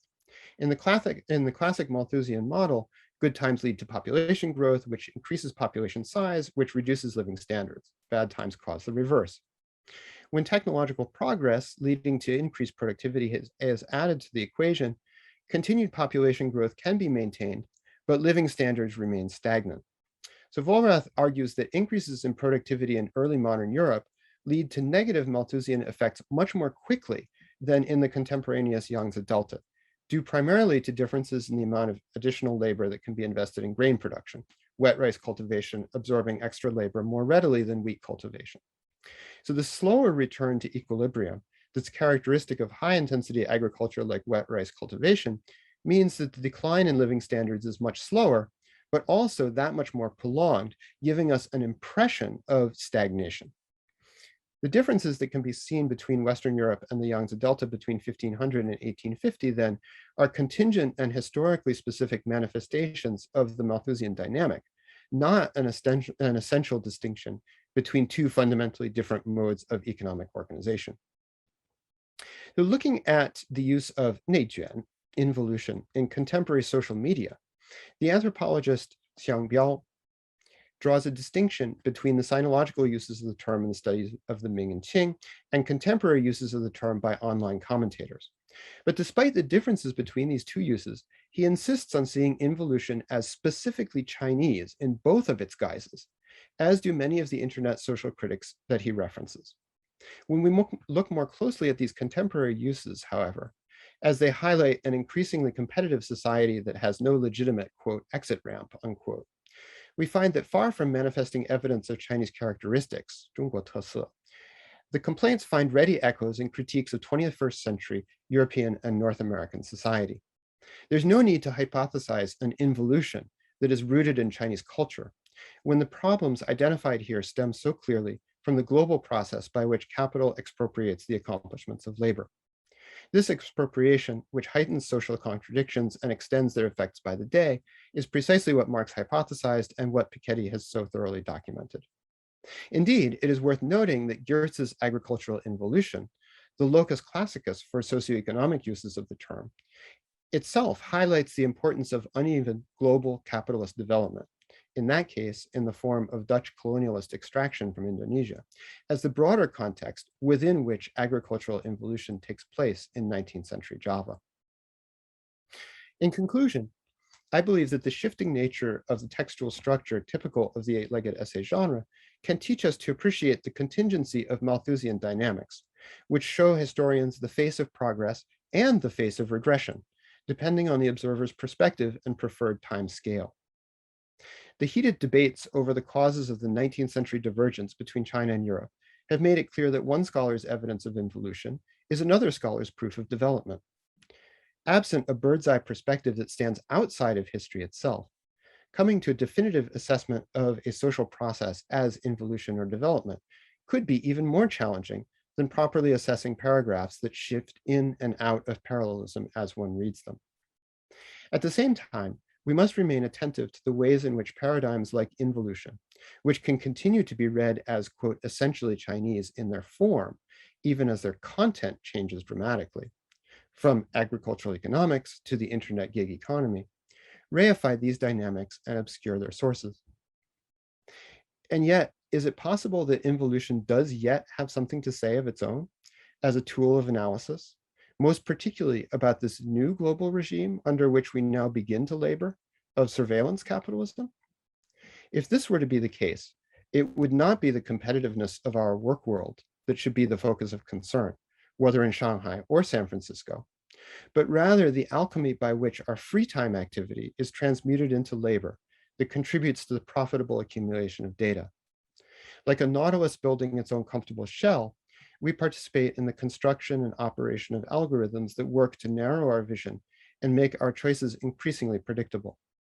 The real involution is not in the economics of the outside world and the hard imperatives of the office, as painful as they might be, but rather in the mechanics of subjectivity construction that are most effective when they appear to be voluntary. From this perspective, it certainly makes sense that the eight-legged essays of the Ming and Qing set off an explosion of texts that insistently identify themselves as writing in the first person, from classical prose prefaces to xiaopinwen in the 16th century. Similarly, it is precisely among those eight-legged essay authors most committed to the inward turn and form that we also find a fascination with inwardness as content, whether expressed in terms of Wang Yangming's liangzhi, as we saw in Zhu Xie's essay, Taoist approaches to fasting of the mind, Xinzhai, a favorite of Tang Shunzhi, or investigations of consciousness and enlightenment that clearly find their inspiration in Chan Buddhism. Thus, we are not surprised to find Zhu Xie's enthusiastic endorsement of liangzhi, the marvelous effect of clear comprehension that does not originate in external discipline, in his words, tucked into the folds of his involuted text. The harsh condemnations of this unorthodox fascination with interiority that fly thick and fast in the late Ming are evidence not of the formal or intellectual conservatism of the eight-legged essay genre, but rather of the deep anxieties aroused by this genre's industrialization of the subjectivity production process. There is no national or cultural configuration that has a monopoly on the contemporary echoes of these anxieties. Thank you.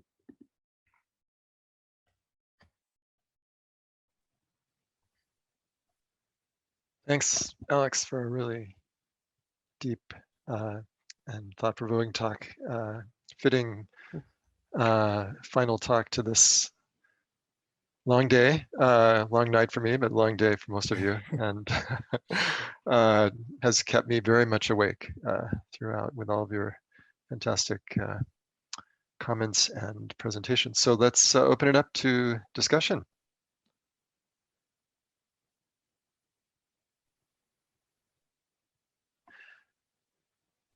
Well, I love your phrase, industrialization of the subjectivity production process, applied to both Bagu and Facebook, presumably. Yes, Facebook could certainly be one. Yeah, I think one of the things that I wrestle with is, on the one hand, investing so much time into reading eight-legged essays, wanting to argue that really they are worth reading, and that they are not that bad after all. With, on the other hand, realizing that as part of a class society, one of the things that they do is they allow individuals to become individuals only within that class hierarchical context. Michael. Yeah, actually, your last sentence there is a useful segue in terms about the individual becoming an individual. No, it's in the Song Dynasty.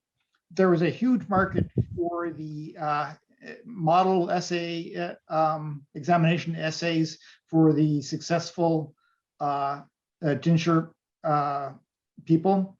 So I would assume that in the Ming there was a similar market for these sorts of essays. And so the question is, when you take a look at something like the Guan Guanzhi, it has ways of describing the sort of the structure of texts and sort of echoings and sort of and transitions and just sort of all, they know how to talk about texts. So I was wondering is, the sorts of parallelism that you're setting out there, do you find commercial versions of these things that are sort of all marked up in this sort of way to explain to students why this essay was so wonderful and why you should do something like it? Right. Yes, very much so. To the extent that that's actually kind of one of the driving forces of the publishing market in the Ming and Qing, is precisely these books. And one of the paradoxes that you run into as a student is that if you are able to get your hands on a book of essays that are wonderful essays, and you attempt to copy them and internalize them as thoroughly as possible, you can be sure that there are thousands of other candidates out there who are doing exactly the same thing. And so you're caught in a situation where you're trying to study from models, but at the same time, always break away from them. And there are writers who talk about this. They say that at the very lowest level of the examinations, it's okay to be just ordinary, because there all you're trying to do is you're trying to be kind of, 1 out of 2 or 50 out of 100. That's fine. But once you get to the Jinshi level, or the provincial level, you're being asked to stand out as 1 in 100. And at that point, if your essay sounds like the essay of the person next to you, you only have basically a lottery chance of succeeding. Whereas if you can distinguish yourself as being completely different from everyone else, then either you'll go down in flames because the examiner can't stand you, or you'll go up because you will be the one who's different from everyone else. Oh, but are there, as in the modern world, ways people who for money teach you how to be distinct and individual? Right. Yeah. It's how do you learn to be distinct and individual from a teacher or from a set of example texts, right? Yeah, Pat. Yeah, my question is, insofar as there is this phenomenon of this Yoshi Baguan, right, that begins to sort of these playful Shiwen, right, contemporary essays that are even included in the collected works of some people. I'm thinking here of Yotong and maybe others as well. And then later, where this type of material fits within your, sort of scheme of industrialization of self-construction, and all these essays being a kind of mechanism for affirming class boundaries, as you suggested. I mean, yeah. Right.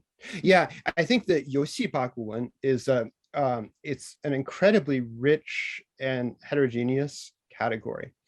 And so I think we hear the term Yoshi and we think, oh, these are kind of like jokes or parodies or that kind of thing. And those obviously exist. There are lots of kind of essays, quote unquote, that are basically just written to make people laugh. But what we also find categorized under that Yoshi Baguan rubric is essays that were not written for use in the examinations, either because they take different texts as a source text, or because their interpretation was so bizarre or unusual that there's no way it could have possibly been used in an exam room. And so we find people actually kind of trying to get their scholarship out using Shiwen or Baguan, precisely because it's the kind of thing that other people will pick up and read. If you write a work that's my philosophy of life and you try to sell it, only a few people will buy it. But if you write a work that's my philosophy of life disguised as a key to succeeding on the examinations, then it will sell in tenfold or 100-fold. So that rubric of the Yoshi Baguan, I think, is extremely rich and covers kind of all kinds of different texts. You have works that are jokes, you have works that are based on Xixiangji rather than based on the classics. And then you have people who are writing basically philosophical treatises. Li Zhi's Dao Gu Lu, for example, he says is inspired by eight-legged essay writing. It's not, you look at his Dao Gu Lu and it's not actually eight-legged essays, but he himself says they're inspired by his friends Shiwen. So does the metaphor of industrialization still apply? Yeah, so I think then it depends on it depends on what the use is for, right? If you're writing it just kind of for your own amusement, or if you're writing it for circulation among your friends, the question is, you could say the same thing for a social media post. At what point do you make the transition from being somebody who writes something amusing and posts it so that 3 friends see it, on the one hand, to all the way on the other end, being someone who writes an entry that makes reference to a commercial product, and you end up getting compensated for it, and thousands of people or millions of people will see it. I think it's to some extent a continuum. Thank you. Paula, you had a comment.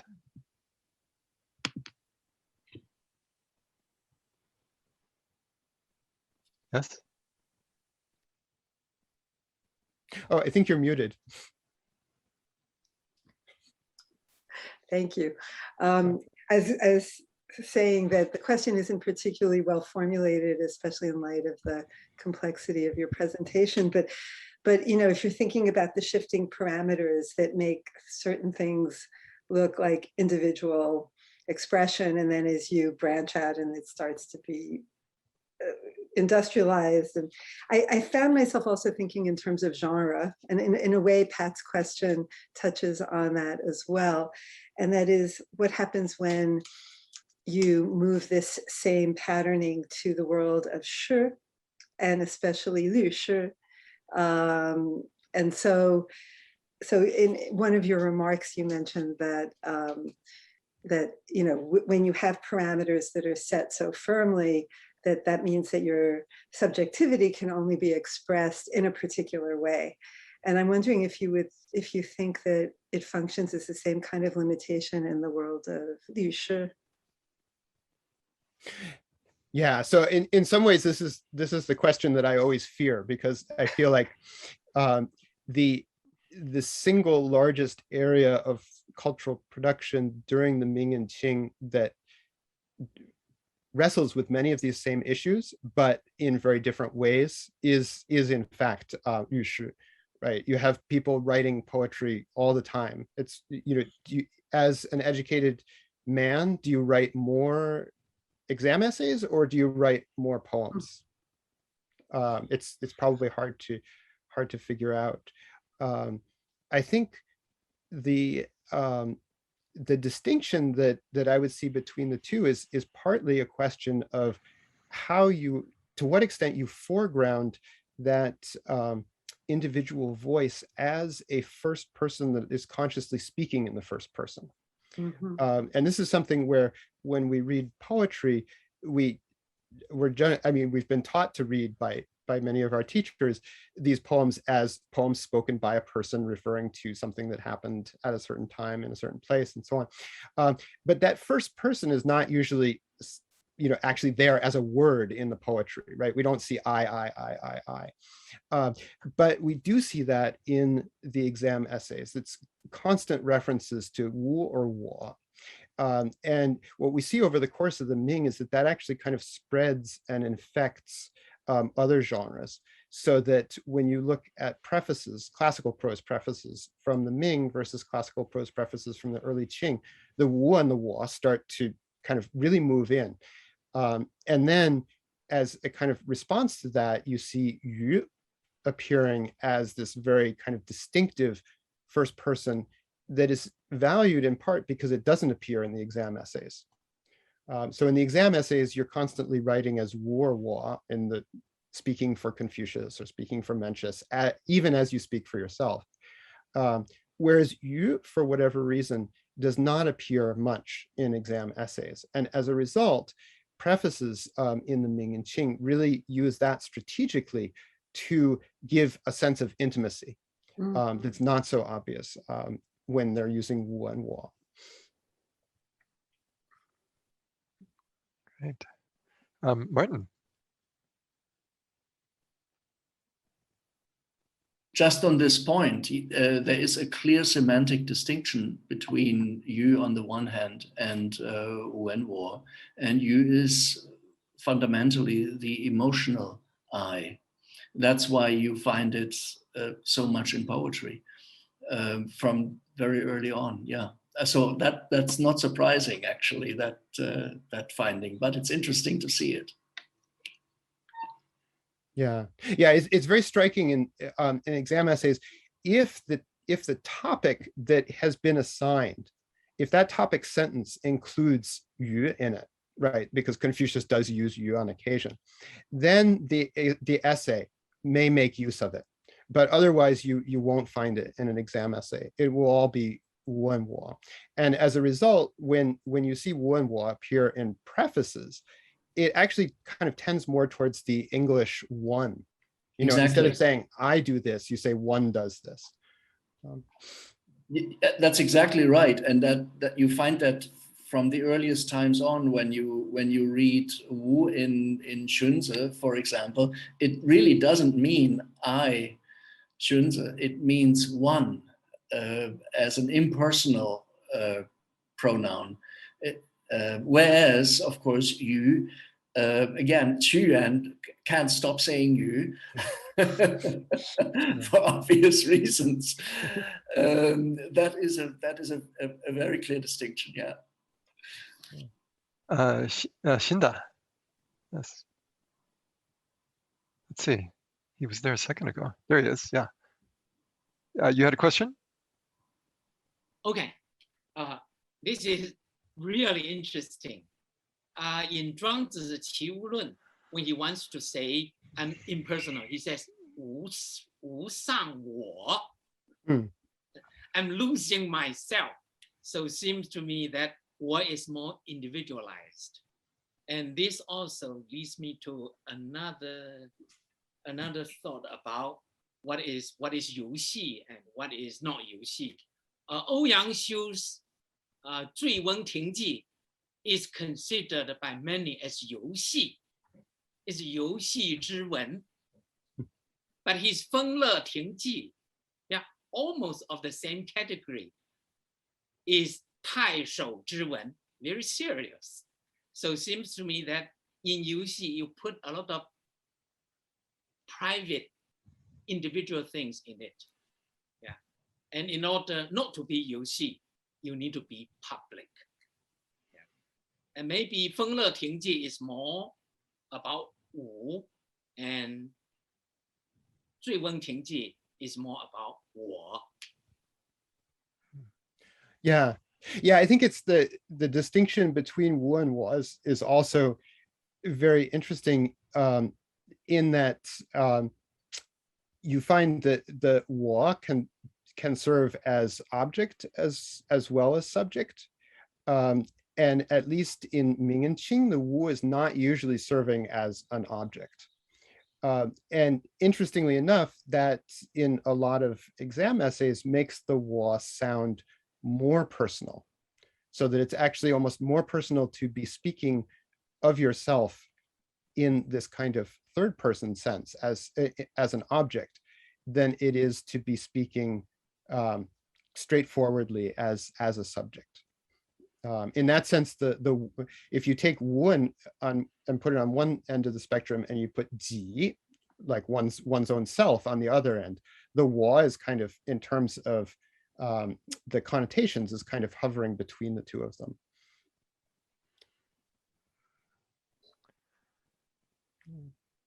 Okay, well, I see we're coming up on 7 hours, so I don't want to keep you any longer. I know for Martin it's past midnight now, so I'm sure after that glass of wine you're probably ready to... I'm okay. Oh, you got another one, okay. He tells me he's actually in Venice, so we can be very jealous of his sorry location. Yes. But I was happy to see that it came up earlier. I forgot in which paper now. I think with Lucas, and I was very happy to see that we were not falling into a theory versus philology dichotomy. Sometimes our sandbox is very small, and you see people going after one another in very ungenerous ways. I mean, it was also in Luca's paper when Lucas, when you pointed to Steve and Pauline and said, you know, they were kind of cutting edge theorists at that time. But if you read Ray Chow's attack on Steve, you wonder what's going on. And the dichotomy between theory and philology, and that's where I'm getting. I was happy to see us ending on a philology note right now, discussing the different semantic nuances of first-person pronouns. But as a matter of fact, there is no opposition between philology and theory at all. Certainly not in the way philology has been developed in the last 10 years. So I'm very pleased. Great. So I don't know if we need any wrap up here, but I just wanted to again thank you all for joining us today, and including our audience here, who's some of you have stuck through the whole thing, and I think we should give you a round of applause too. So thank you, audience, and thank you, of course, presenters. So you know the next steps. We, as you heard, Zong-qi would like to move on this fairly soon. So I know you're all working hard and you have great drafts and are obviously going to produce wonderful papers. So we'll be in touch with the schedule, I'm sure, in the next couple of weeks. And we look forward to future meetings. I hope we can do it, of course, in person at Beida and maybe somewhere else too.